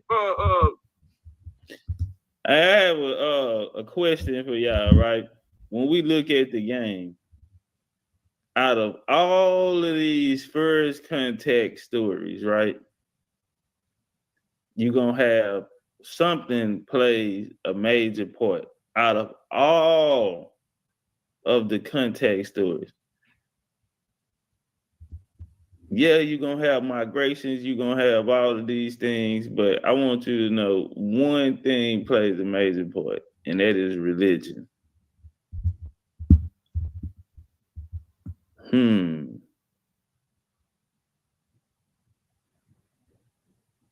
Somebody lying. I might got him handcuffed. I might got him in a paddy wagon for next week. Y'all just seen what we did with 2 first contact tribes. Now we finna go through maybe we should take a look at all of the first contacts. It's called the Pocahontas effect. So y'all go get that 3-part series, the Pocahontas effect. We looked at all first contact tribes. And you know what? What it led us to? Come on, man. Stop playing with this young man. Stop playing with him, bro. Starting with the Portuguese and in Brazil. How about starting with Portuguese in West Africa? See who really the Africans around here. All right, because we know they went over there and built colonies first. What is this all about? Who did it? Y'all know I got that dope. I got some pressure cooking up. That's going to be next week. We got something tomorrow. We got something we come through with tomorrow. I don't know. Nah, y'all ain't ready. But we're going to have to do this to set us up for next week. So we got to go and get it out the way. Next week going to be crazy, bro. It's going to be one of them nights. But yeah, shout out to the first contact nations and stories. And this is why I be saying you be having a lot of people come and they be trying to tell you about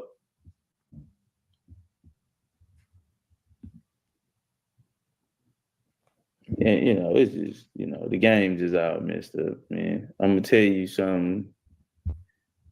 It's like, especially, on the outside looking in, what they try to make the game to be is a lot of it is smoke and mirrors. Smoke and mirrors, man, and that come from the people that teach. I want y'all to understand something, man. Do you know, as we look back and see, people have always been paid to bring the information that was brought, right? So we'll say, okay, why would, a Pan-African, or why would everyone teach a false narrative? Well, I mean, it still happens in this day. People who teach false doctrine are here today, and they openly talk about the people that came before us and did it.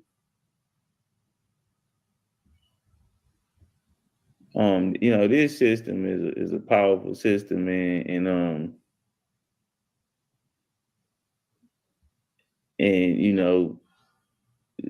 they fund their agendas, and so even this Indian stuff is agendas. A lot of people see the U.S. game was always to bring you in the system, to get you to agree, to get you to, become a part of it. And a lot of these narratives that's out here, especially around the Indian, some of the stuff is just so made up that, around the American paradigm, it's so made up that it's impossible to help you. It's impossible. Like, people feel like, it's impossible, bro. I'm telling y'all, bro, if BCU went here, man, I don't know what this shit would look like. But nigga, damn sure won't be ranked. Not at all, bro. And this thing that I can't tell y'all, but what I can do is try to, my family, BCU is, keep them, out of mixes, out of certain places, and focused on, what I'm saying, the end goal. And that's, to find ourselves in the story. All that other shit is distraction, because there's some things that I know that I can't tell y'all about, even about this Indian shit. So that's why we move in silence and we move how we move.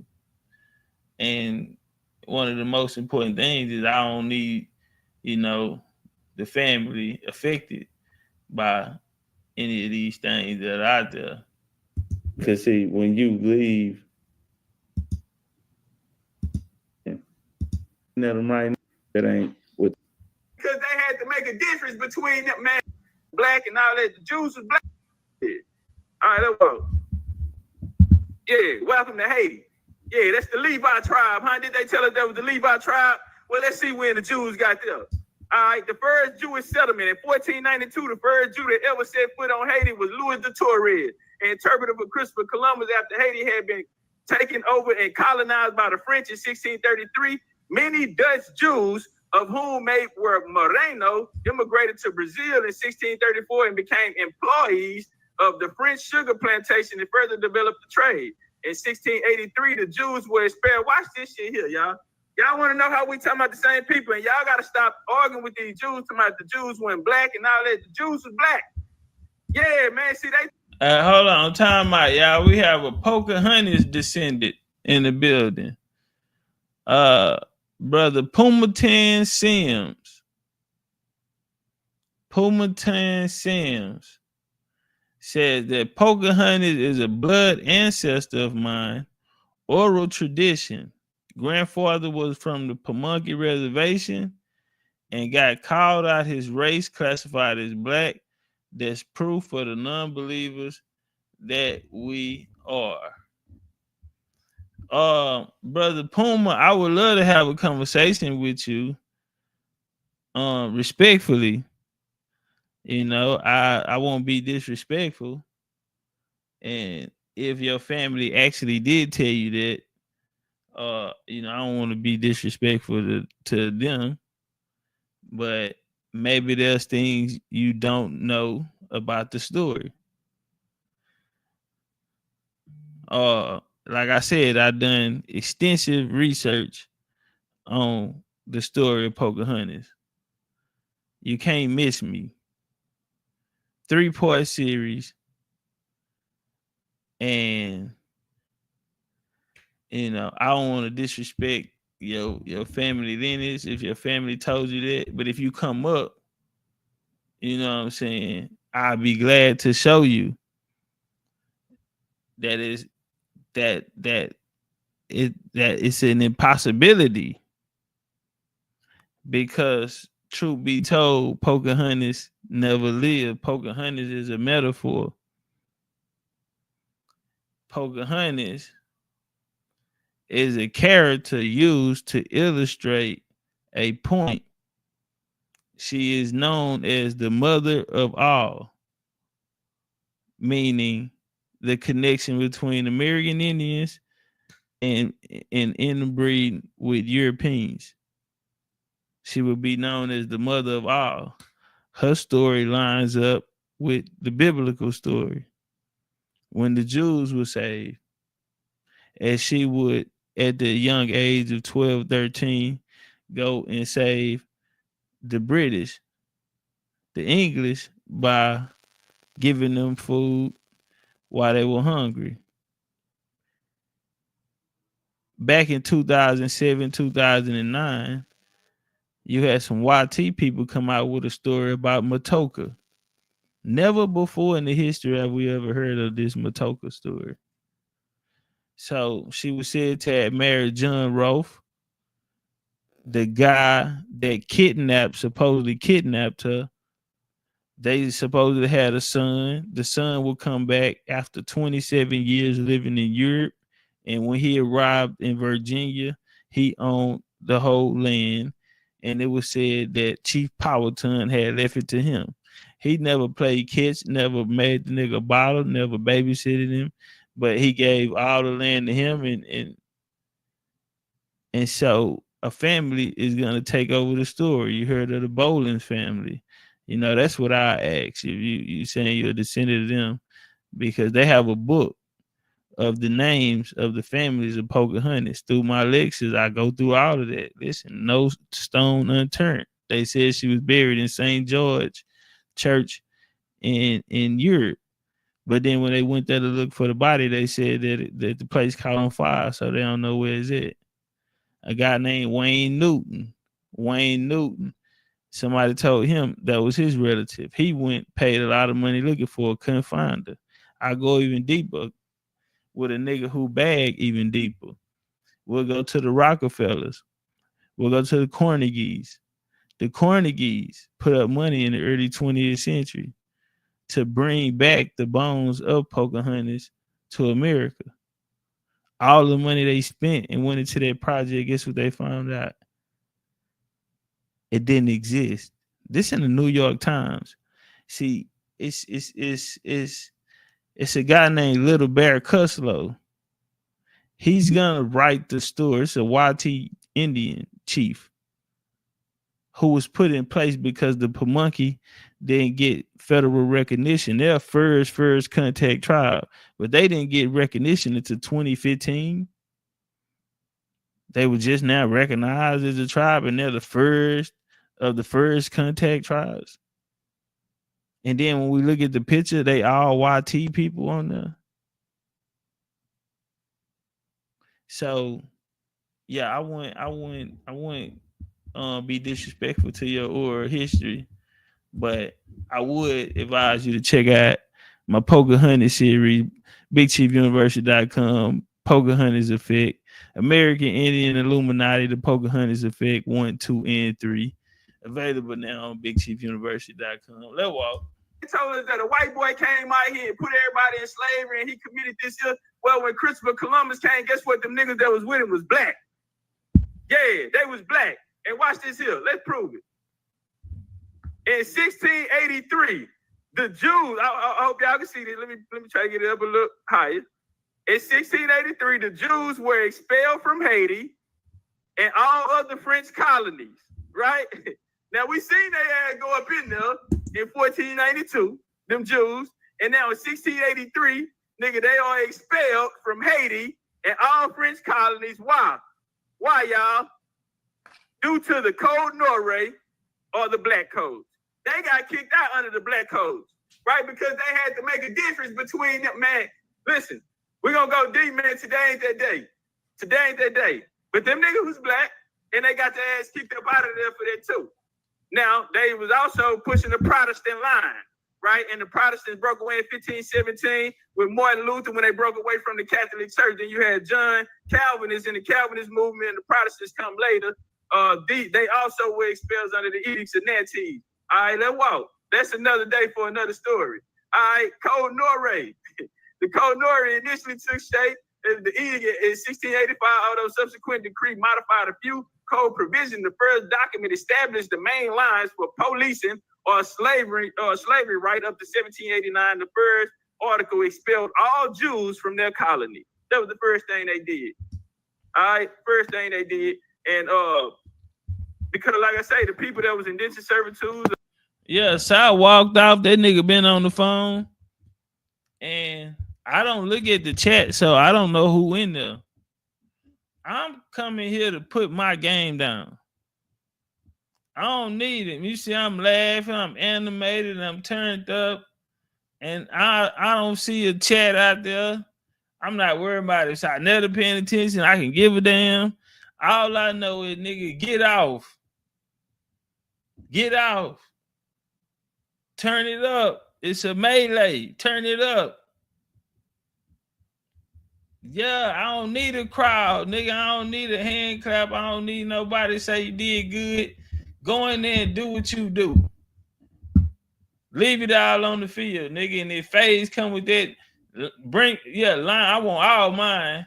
And these niggas gonna come in here shaking hands after I just got down on them like that. Nigga, come here. Nigga, I want to shake your hand. Nigga. And I think I beat for a nigga and he came in peace. And I just got off on a nigga just because 3 Hebrews shook my hand in a row and I thought I was going to get some action. So the fourth nigga, I just got off on him. Bam, bam, bing, bop, boom, bam, boom. You know, fuck it, nigga. I came here for a melee. Nigga, what we doing? The slaves or whatever, they too were black as well as these damn Jews. So they had to make a difference between the two. Yeah, we had to make a difference between the two because everybody looked at the same. Yeah, they say the white boy went into slavery, but nigga, it was the Hebrew Israelite the whole time. 17th. Nah. Say, and you know something? I'm gonna tell you something. Cause when I had looked down there in that crowd after it was over with, I went back through it. Guess what I seen?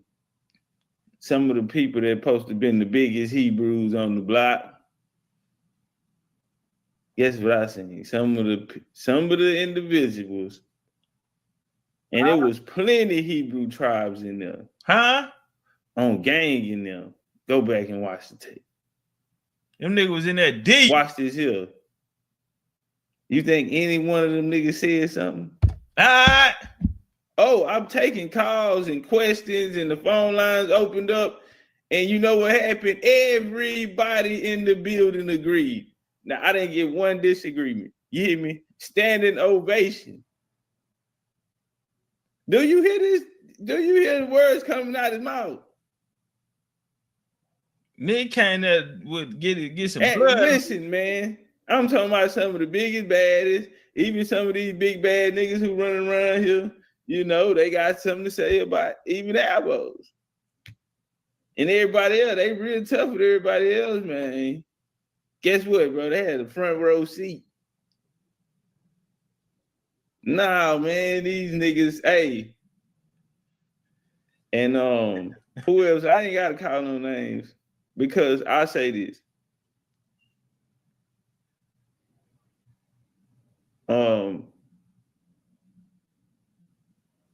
You know, at the end of the day, bro, you know, this the game. And you know, I'm more into preserving the game, bro, and keeping, you know, the integrity in the game, bro.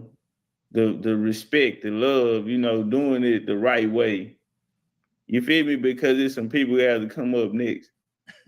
And so either way it go, in the end, it's gonna be, even though ain't none of these niggas in my class, it's like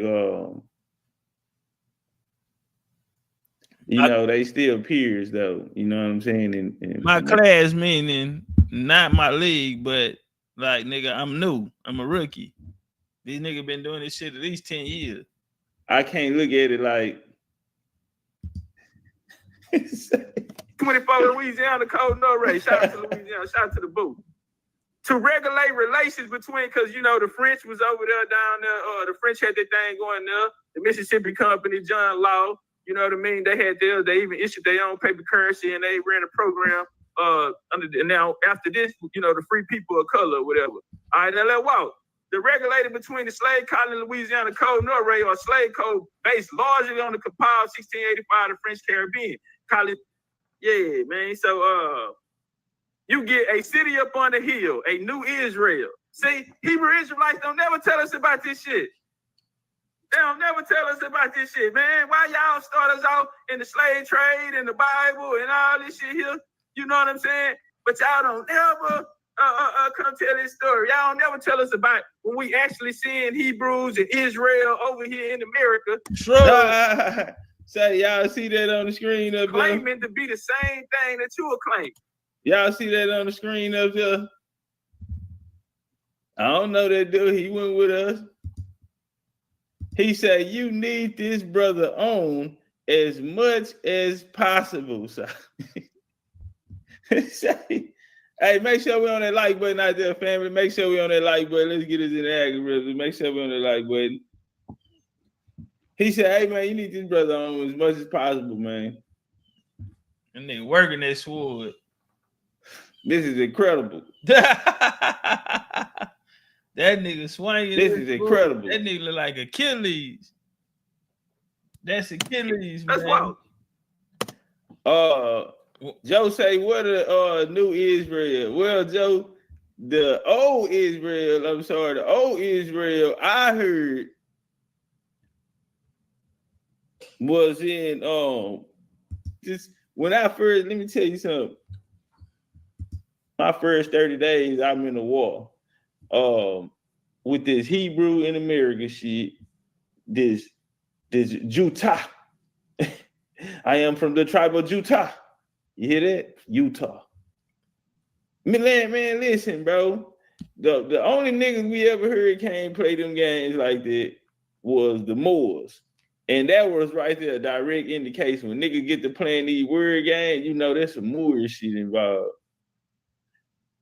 Morocco. I'm Maruka. I'm Morocco. I'm Morocco. Yeah, and then now they got that shit in the community. Man, that shit don't need to be on the block, bro. Man, man, bro, I don't know what. That's what I'm saying, fam, bro. Do y'all know what would have happened? Like, I look at some of them people on TikTok and I'm like, damn. Man, they wasting years on their life, bro. With some shit that can't help them because these niggas are trying to bring these niggas coming from other denominations and they mixing the dope and they pushing it off on the people. And just luckily BCU came at a time where we got a lot of that shit corrected and out the way. But if we wasn't here, man, it shit was so bad, man. And it's still bad today. Yo, people in them head. Do they know you out here acting like that? Man, where your people in them at, man? Fuck all that. That's what I told them, nigga. Man, put them up. What's up? Niggas ain't finna have this shit on the block, nigga. Not while I'm out here. Bitch, I'm out here with my shirt off, ho. I'm laced up. Y'all not finna have this shit on the block if I'm finna be out here, nigga. On game, nigga, on Indian. So game. I dropped that one right there. The Lost 10 Tribes, in the Mormons, right? Do you know all them niggas turned against me? They started talking about they finna go get this nigga, that, and I ain't gotta say no name. They started talking about everybody who they finna go get against me. You know what I told them? Nigga, I'm fading everything coming this way. Give a fuck who you go get. First 30 days. I don't give a fuck who you. First 30 days on the block. I don't even think it was a whole. The results gonna be the same. I don't even think I was there a whole 30 days, nigga, before I felt like in the war. And that's why I dropped it. That was first 30-day action, nigga. I'm not fucking with you hoes think I'm playing out here. Shot the apartments up. Y'all hoes think I'm playing. Yeah, we figured all this shit out the block, nigga. A city up on a hill, a much larger group of English Puritans left England in 1630, establishing Massachusetts Bay Colony, New Haven Colony, and... Hey, is it on the block? Y'all ain't been seeing it, pop your shit, young nigga. Skulls, bones, and all that shit there. We ain't hear about none of that shit 2022. When nothing about a skull or bone or none of that type of shit, nigga, going on in 2022, nigga. Any kind of cut on the dope, Moors are not gonna rule over American Indians, nigga. American Indians speak for American Indians. We don't need no Hebrew/Indian, nigga. You gonna be a Hebrew, nigga. You got any kind of Hebrew cut on it, you need to go stand with the Hebrews because everybody got their own shit. But you come over here and be an Indian and we gotta share and involve other people in family business. No, this family business, this Indian business, nigga, that's what we standing on, nigga. If you got any cut on it, you need to go stand over there with the Kemetic, nigga. You need to go stand with the Moor. You need to go stand with the Israelites, nigga. Because over here, nigga, we pushing 110% on the Indian shit, nigga. Nothing there, no cut on the dope, nigga. And I'm taking all phase, nigga. What'd he say? Nigga, I can't got this shit, nigga. That shit ain't finna be on the block if I'm finna be out here. Then he turned around and said, is it on the block? Hell no, it ain't on the block, nigga. Nigga swore it bloody than a motherfucker. Colonies, these migrants were families of young children at university-trained ministers. Their aim, according to John Winthrop, the first governor of Massachusetts Bay, was to create a model of reformed Protestantism, a city upon a hill, a new English Israel. And right here, they got the Indian right there because they came and they dealt with the Algonquin Indians. They converted John Eliot. They ended up converting the first Bible over from the first Bible over into the English.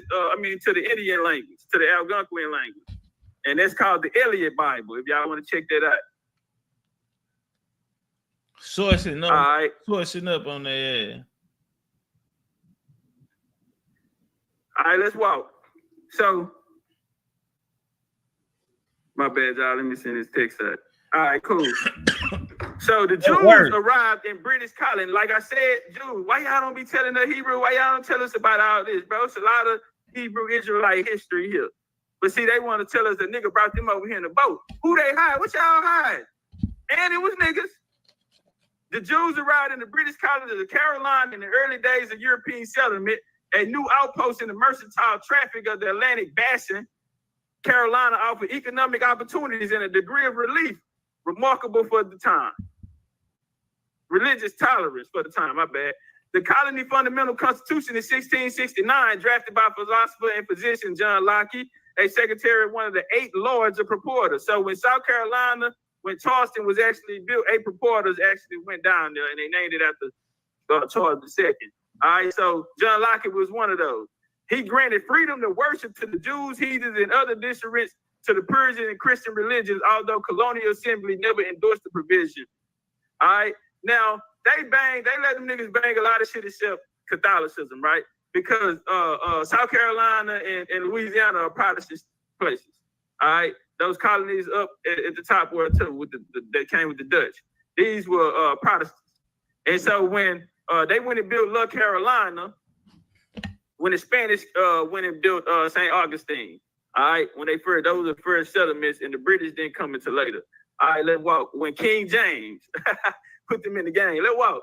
All right, so down here in 1696, Jews in Charleston allied with the French Protestants to safeguard their rights to trade in the next year to secure citizenship.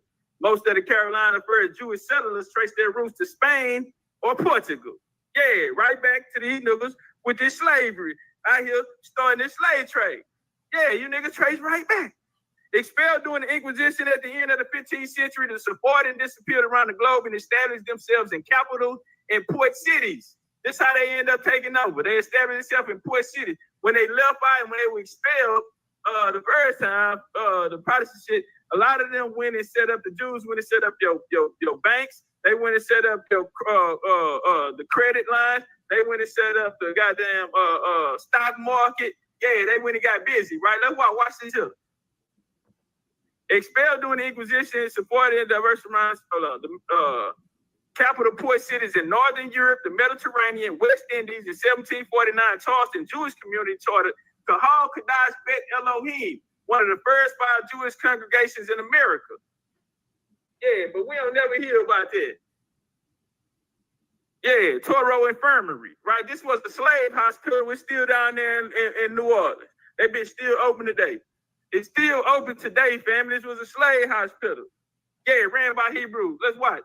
It was founded in 1852 by a businessman philanthropist Judo Toro. He established it, what was originally called the Hebrew Hospital of New Orleans, to, as he put it himself in his own will, that the treaty's indigent population. Toro rehabilitated enslaved people before they were sold at market. And slave traders are the ones putting the bill. It costed $1 a day if you was a slave. If you wasn't a slave, then it was $5, right? Hold on, brother. God damn, you killing this shit right now. Or the Hebrews, both. And the nigga kind. I we don't have no problem with the white kind. We're only talking about the nigga Jews today, the nigga Hebrews. The melanated one, I don't know what they prefer, but those guys. Grand Rising, Jenny, what's up with this no sellout? He said, I got you. You saying that this... But we don't know. Watch this though, huh? The Reformed Society of Israelites. I'm trying to figure out why I ain't never, these niggas talking about they the Hebrew Israelites. I ain't never heard these niggas talking about the Reformed Society of Israelites. Huh? These are in the 1800s. These are programs that have been running in the 1800s, and these did involve black Hebrews, black Israelites. Yeah. I checked that part out. Isaac Garvey was unlikely reformed and the leader. He was descended from a Sephardic family. Whenever you hear Sephardic, most Sephardics were black. That's a fact. Ain't no way around it. But I ain't no. Because they gonna tell us that the Ashkenazi or the white boy did it. What I'm proving right now that most of these niggas that's Sephardic were black. These are the black Jews. Yeah, these are the black ones. So the Reformed Society of Israelites, the first Jewish reform movement for the black ones. Hold on. And where did they come? The family which had fled Spain for Portugal, then Morocco, London, Jamaica, before moving to Charleston, South Carolina. All right. Solomon married Rebecca Moses, the daughter of one of South Carolina's leading Jewish families. He became a noted teacher, playwright, literature critic, journalist, and newspaper editor. Bloodlines. And they don't know how to fight my style. There's no style. You can't fight my style with a doctrine. So the Reformed Society of Israelites, the first Jewish reform movement in America. Yeah, the first Jewish reform movement in America was called the Reformed Society of Israelites. After pitching in their reform and rejected, the Kahal Kadas Bet Elohim, a group of some 40 young, mainly native-born Jewish Charlestons, created a separate organization, the Reform Society of Israelites, and adopted a constitution and applied it to state legislators for incorporation. Check. Beginning in the 1820s. Yeah. And say, and watch this here. Let me walk. The space was used by ranging from Carpenter Society, Fellowship Society, Charleston Library Society, the Grand Lords, Ancient Freemasons of South Carolina, which Seeley himself was a member of the Orange Lodge number 14, as well as the Reform Society of Israelites and Hebrew Benevolent Society. The facility was referred to in various ways as the Masonic Grand Lords meet in the Grand Lords room. Brother Sides of the Reform Society called it simply Samuel Sides, and the Hebrew Benevolent Society held their anniversary meetings there. So y'all got all this whole secret society. Y'all got all of this secret society going on, huh? Masonic Hebrew Israelites. That's why y'all don't never do it in front of Kadash. That's why y'all come out here on the corner and call the women bald head bitches. That's why y'all be out there calling nigga Master Masons and shit, nigga. The first reform, the first put together these niggas. This is some Lord's brotherhood shit. Who you playing with? The first Jewish reform movement in America. You can't move that. South Carolina. It's still open today. I just got there late. I was gonna walk in that bitch. They were closed. They ain't open on Monday. all the bald head hoes on the corner, man. Cause y'all in the lodge with these niggas and y'all that came up with this. Come on, man. Come on, somebody. Come on, somebody. We know you nigga Masons. That's why you niggas don't never get into it with the laws. That's why you niggas be doing peaceful marches. Yeah, that's why you niggas come on, man. That's why you niggas ain't involved in no. That's why you niggas on some NFAC shit.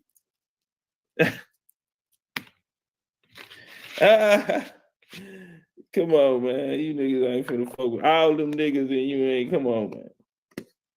That's why we don't know about the real dope. That's why we out here playing with the Bible. You know, you got niggas thinking this shit is really about the Bible, but really you niggas in the background making moves. Y'all got the good shit in the back, huh? Come pump this little dope out here with the Bible, with scriptures and precepts and shit. You come get that to these niggas out here, huh? But you niggas in the back. Secret society niggas.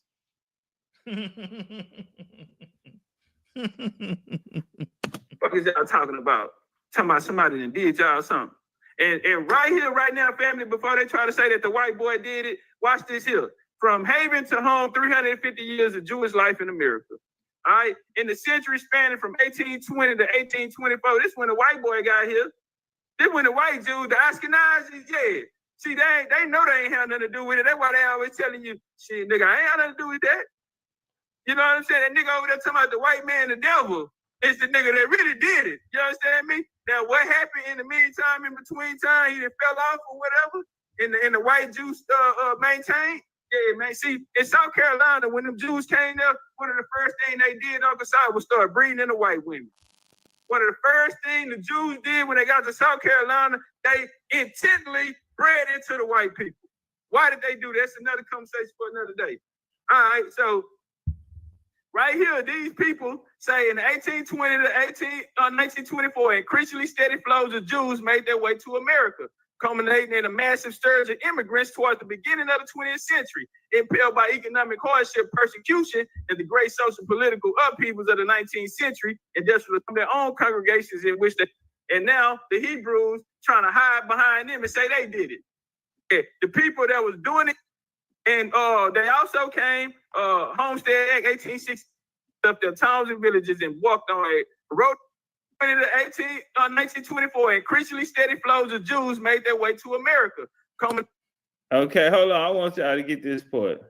All right, so right here, these people say in 1820 to 1924, increasingly steady flows of Jews made their way to America, culminating in a massive surge of immigrants towards the beginning of the 20th century. So right here, they're saying 1820 through 1924.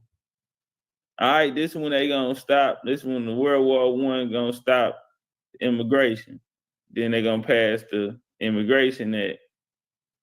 It's gonna stop the European immigration. If that didn't happen, they would have been bringing so many white folks in the hole. But that's their window, bro. Man, y'all gotta peep this, bro. Oh, you put that jab on their ass and just work the stick on it. It's. Step to them with it. 1820 to 1924, bro. Is where they brought in these people. And so when we come down here, in the first half, Jewish immigrants mostly through not exclusively from Central Europe, in addition, settled in New York, Philadelphia, Baltimore. Groups of German-speaking made their way to Cincinnati, Albany, Cleveland, Louisville, Minneapolis, St. Louis, New Orleans, San Francisco. All right. These are migration patterns of these people. So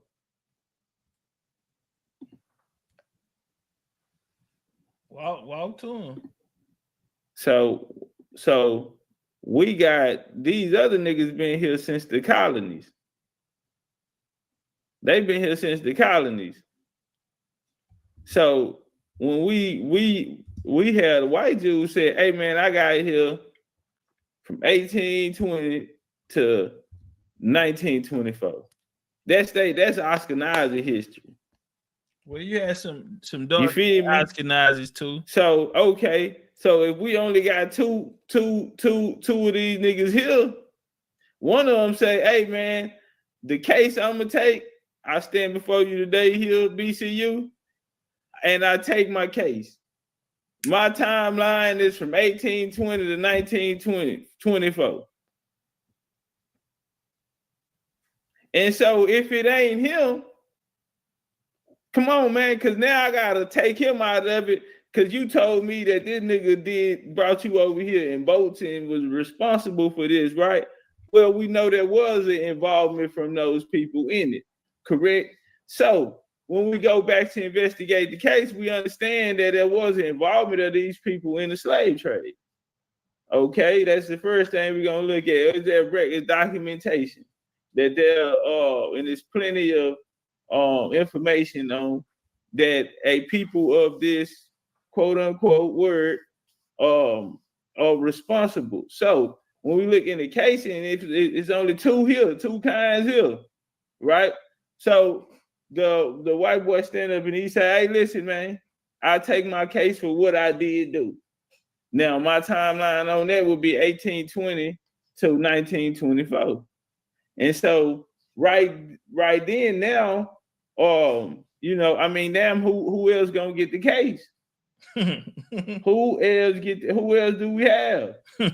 That's why they ass in handcuffs. Nigga gonna ask me why, that's why they ass in handcuffs, nigga. If that's why we roll the paddy wagons out here, nigga. Yeah, it's going in. Couch it.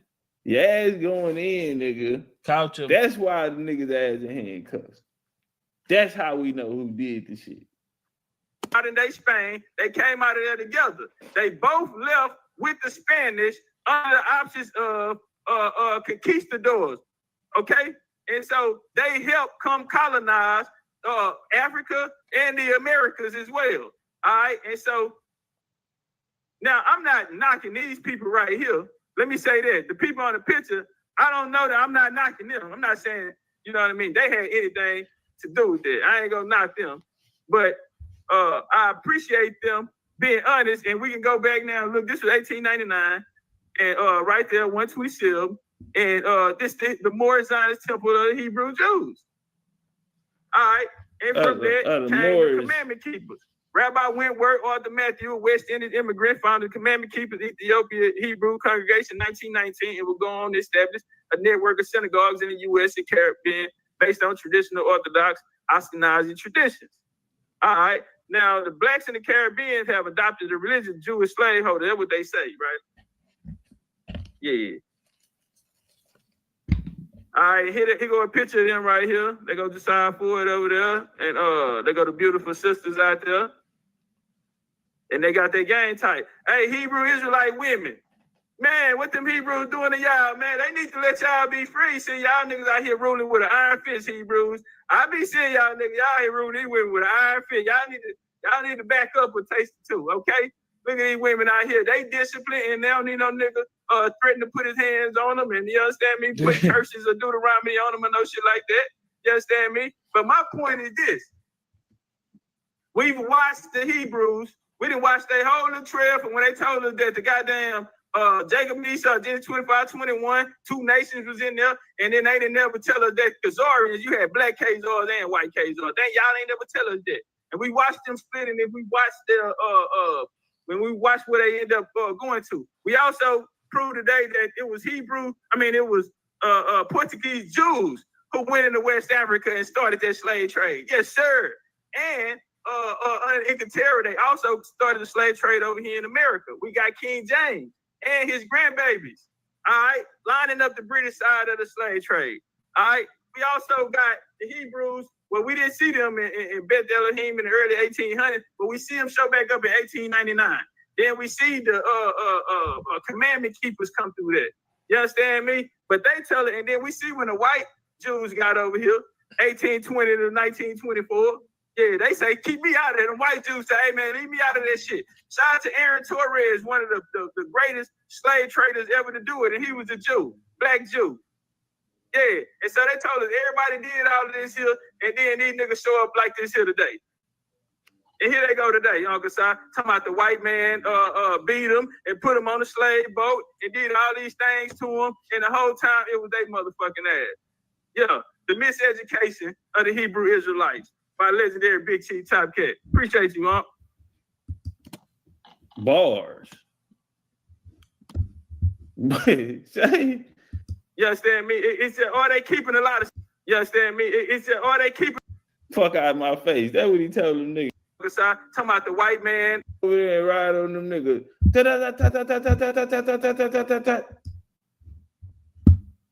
Why did they go through there and get off like that on them niggas, man? Fuck out of my face. That's what he told them niggas. Get the fuck out of here, nigga. You know what I'm saying? Say, man. That part. Make sure the likes up. Yeah, man. I just found it real strange, you know, that the Hebrews would come out here and tell us that. You understand me? It's are they keeping a lot of secrets? I say that, right? Because it ain't no situation where you point, I got you. It ain't that, right? It's really like, damn, we end up in this position. And the Hebrews say they out here to save our people and help them and all of that. All we hear about them, they taking them out liquor and taking crack pipes out of their mouth. But damn, y'all put us in this position. Yeah, the Hebrew Israelites put black people in this position that we in today. Yeah, it was y'all fault. And now y'all show up because y'all got that book in y'all hand. Yeah, see them niggas love hide behind the book. They come in here with that Bible in their hand and they talking about, Father, forgive us. You understand me? For I have sinned. That's what they saying in their homes. And then they come out here and you know, they, yeah, man. The Hebrew Israelites did it, bro. Turn up. Yeah, boy, I'm trying to give me a fade. Listen, I'm fishing. When I took my PowerPoint down, I can see the chat. I see all them big old Hebrews in there. I said, oh, get them to you. Turn up, get you a fade. Go on, call them, slap them, make them fight you. What's up? Get out there. Spit on them. Get out there. Nothing.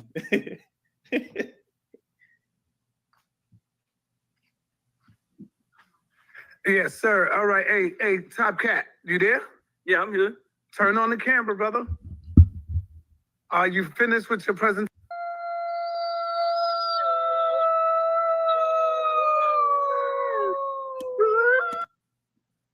Moment of silence for them niggas, man. I buried Cat just. I see all them big old Hebrews in there. I said, oh, get them to you. Turn up, get your. Yeah, I'm done. All right. I need everybody, man, real quick. I need a moment of silence because Topcatz just killed the Hebrew Israelite doctrine, man. Just a moment of silence, man. Let the wolves out and let's just hear this, man. A moment of silence.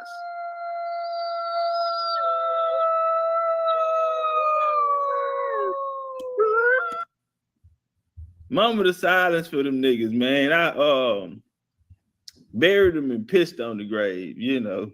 Fuck them. Buried them and pissed on the grave. Fuck them. Yeah. And spit on it. yeah. And spit on they motherfucking ass before I walked out. Buried them and pissed on the grave.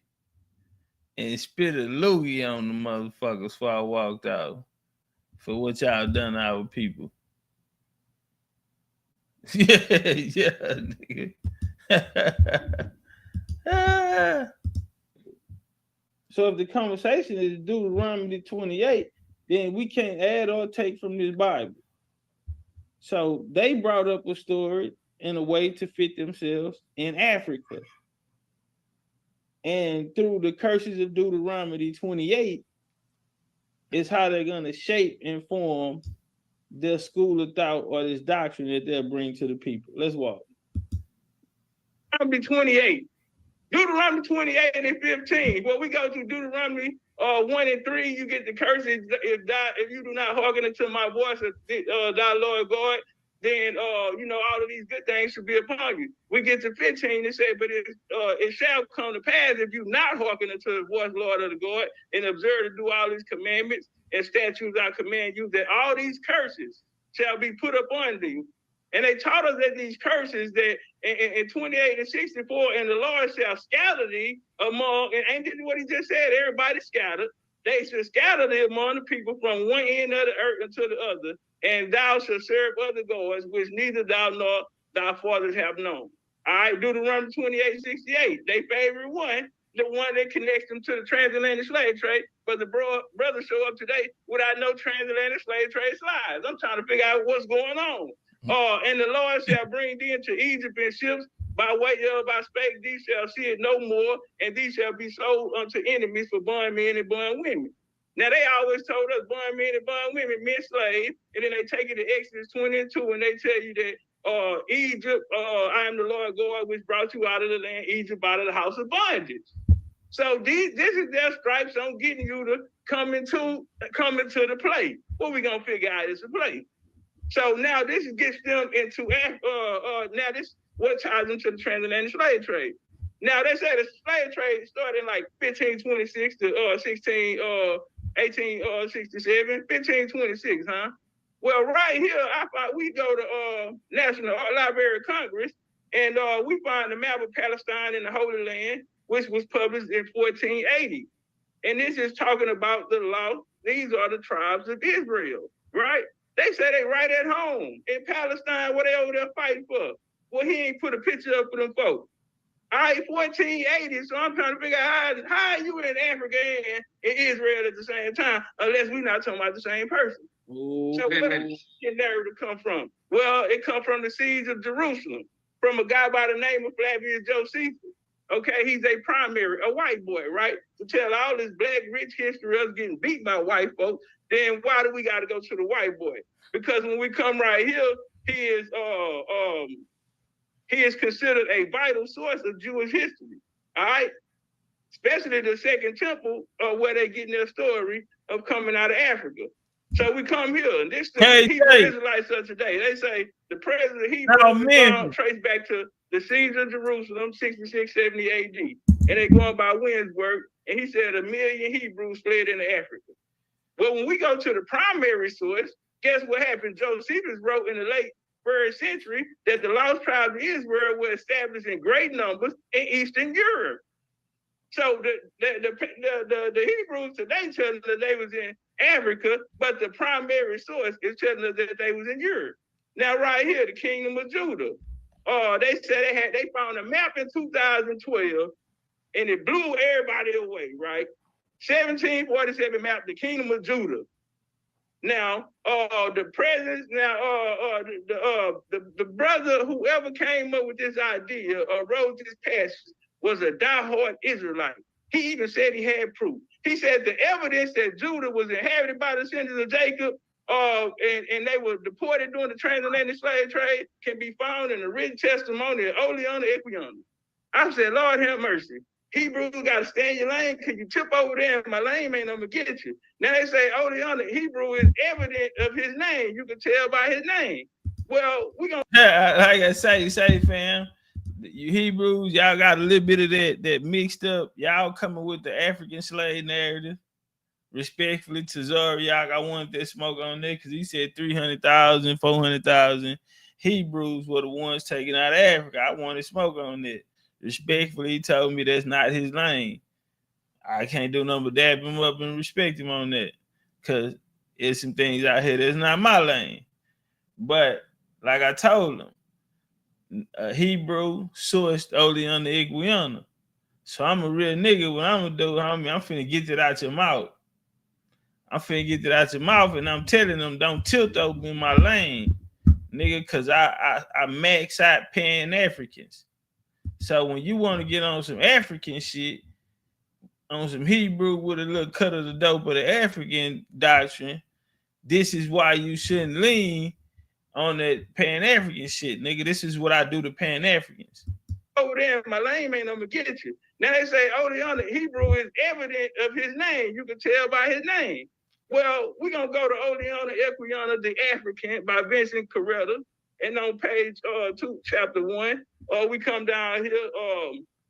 Reader surprised to learn that Gustavus Vassa was actually Oleana Equiana, the African. And it would be interesting to know that his baptism records in February 1759 and his naval record, 1773, say the nigga was born in South Carolina. So somebody... See, that's why you Israelites, y'all be hopping in people's lane, and y'all don't know them gotcha moments. Got you. So when we come over here, since the Roman times of destruction, the Sephardic Jews say they arrived in the Iberian Peninsula and after the destruction of the temple in 70 CE. And that sounds like what Josephus is saying. So we get here to Negro land. This map this brother was talking about by Emmanuel born 1747. Notice right here, it says a new accurate map of Negro land. Okay, up again, he's showing principal European settlements. Distinguished belong to England, Denmark, Holland. They ain't say nothing about it belong to the Israelites. So why is the Israelites claiming it so much? Well, let's find out. And we know that this map was fake. How do we know? Because at that time, they didn't have a correct map on Africa. So I'll take you to the value of Guinea to trade and the English connection with it. All right, so the map of West Africa engraved in the new correct map, 76, was revived. Okay, Post disguised his ignorance in the interior by placing a separate map on the Gold Coast. One larger map, a dot representing Ashanti, Dahomey. Sierra Leone took the place of Portuguese Guinea, wider. The map was all over the place. Post did not even attempt to show the Congo existed. Okay, so at that time, the maps in Africa was fake. Here go these fake maps, right, that they're talking about. Now, they didn't have knowledge of Africa, right? So they had a committee. And that committee, we go to Israel, the first chief rabbi is Yehuda, Yasser ben Yehuda, and he was senior of a leader of those Negroes, okay? All right, now he was under Alfonso I. He gave them land there, which became Lord of Lidos dos Negros, or land of the blacks. Okay, and it's still there today in Portugal. That'll take us to the age of exploration, right? The Spanish, the participation of the Jews in the discovery. The Jews of who? In Portugal. So that take us to Henry the Navigator, Alfonso, King João. All right, and that'll bring us into the dumb diversity. That's the papal war that gave the Portuguese the right to go into West Africa. Alfonso will get it from Alfonso IV to get it. When we look for Jews in Africa at that time, we don't see no Jews in Africa. We see them in North Africa, yes.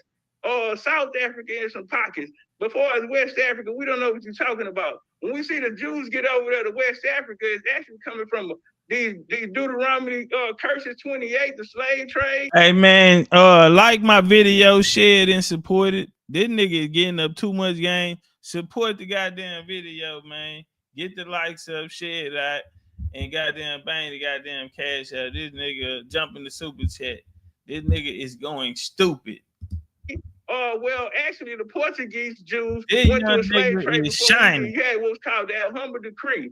A lot of wealthy Jews fled into Portugal. Okay, and but some wasn't so successful. So King John expelled Jews, Portuguese settlements in the continent of Africa. They banished Jews to Black Portugal, and they would call the Jews the Blanco and the fly, even by their Negroes. All right, when we come here, the Portuguese in West Africa, the period witnessed the diaspora supporting Jews, Black diaspora associated with the slave trade. Documents also describe the evolution of Black Portuguese communities in Guinea Island, as well as the slave trade that it was organized and understood. Now, this is King Jaw. Jaw was a knight to Prince Henry the Navigator. Okay, he was a Jew. He had a daughter named Isabel Zarco. She ended up having a baby by Alfonso IV, the king brother, Persian second Duke of Baeza, Fernando. Right here, this is a 7-foot statue staying facing it in Cuba, Baeza. And this is of who? Columbus. Portuguese claims Columbus. All right, why? Because Christopher Columbus, you see his birthday right here, born August 26th. He died in Spain. Well, we go right here to Salvador Fernandez Zarco, and he have the same birthday, except he's born in Cuba, Baeza, and he died in the same place on the same day. This is our guy, okay? He's a Moreno, which were the Black Jews there. He got the Papal Bull, the Intercatera, to take you into the Americas, okay? Now, he would, now this one we'll get Portuguese, these families. 2 minutes. King John would allow Portuguese 630 wealthy Jewish families and some other people, they would send children out there, thousands of children out there to help build up this colony out there. They had a system where they were, the Jewish merchants was having sex and kids by the African women, and they created a race there. All right, and the settlements of the Jews are still there today. This brother did not speak of Deuteronomy 28. They do not fit those curses because we see the real Jews, people that cannot actually be identified as Jews, named Jews and described in history, this African Jewish story we do not see. Okay, and when we come back in the next round, I'm gonna break it all the way down why we can't find it. Okay, and why Guerrilla Hebrew came here to preach and talk about humanitarian issues when the brother should have been came and preaching us about what he preached about on the street every Saturday, talking about you are the 12 tribes of Israel, and Deuteronomy 28 brought you here through a slave trade. When he get here in the debate and it get real, the brother changed his whole temperature. Now he's a Christian monk and he's a humanitarian going for a global world peace, Nobel Peace Prize. You did? Yeah, so now you're not gonna be able to preach your way, ain't nobody gonna feel sorry for you. You should have studied and brought some bars. I land my round. Yikes. Yikes. That's all I can say. Yikes. God damn. Nigga, don't hit me. I'm just hoping nigga don't turn the gun on me. God damn. Say. Sheesh. Fam. Let me go in my wallet and get this nigga all my money, nigga. For nigga, don't I owe you some money? I think I owe you some money, nigga. Sheesh, nigga, just don't turn on me. I'm talking about it. And then the lady talking about he don't come up for no breath. I'm like, come, are you serious? Why would you say that?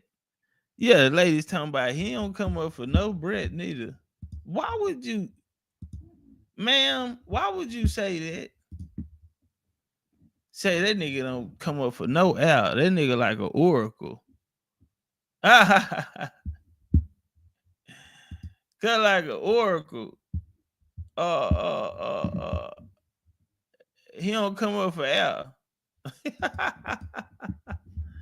Nah, nigga, I'm a throwback 15 round fighter, nigga. Get them up. Let's get that work. Bang, bang, bow, boom, bam, boom, bam. What? Yeah, you heard what I said. You heard what I said.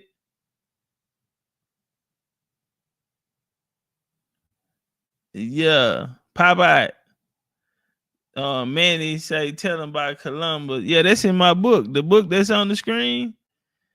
What you talking about? That's in that book right there. Over here, I ain't gotta tell them. Them niggas, these niggas game tight.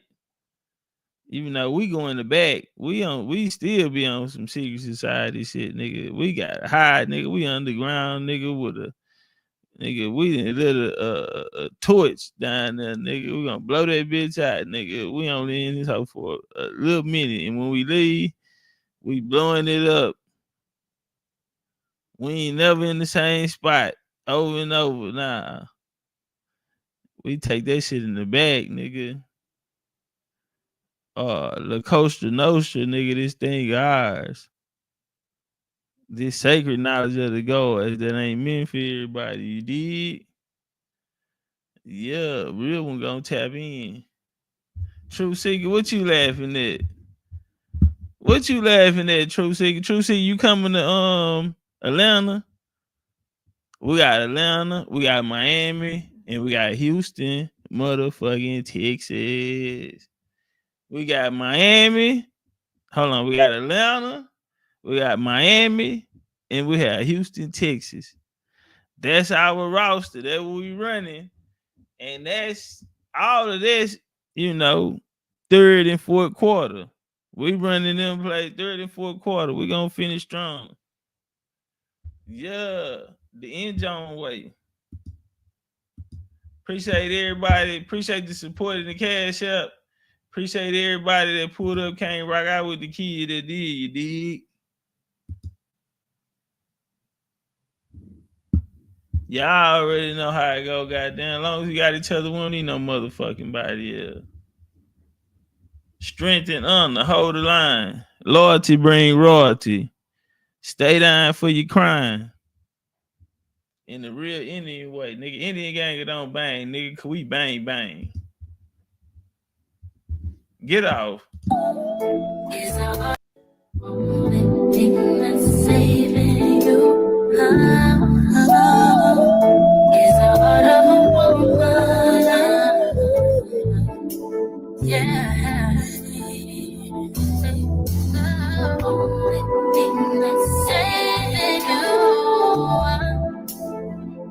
Is the heart of a woman.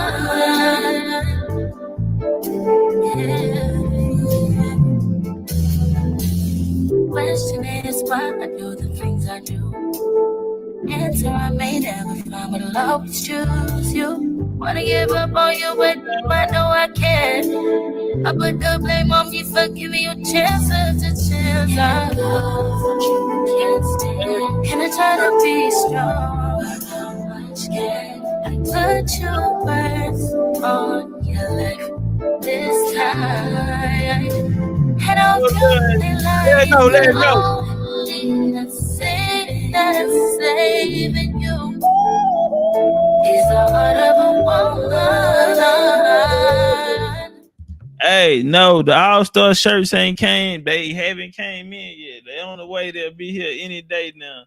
When I get them, y'all gonna get them. So, nah, they ain't came in, but they'll be here in time for All-Star weekend. You will have them, you know, by time All-Star weekend. So they'll be here any day now. Soon we get them, we finna get off of them. We finna get to working. Cause we already know. Cause I ain't putting shit in my suitcase that don't belong to me. Yeah, I don't, man. Fuck that. No sellout.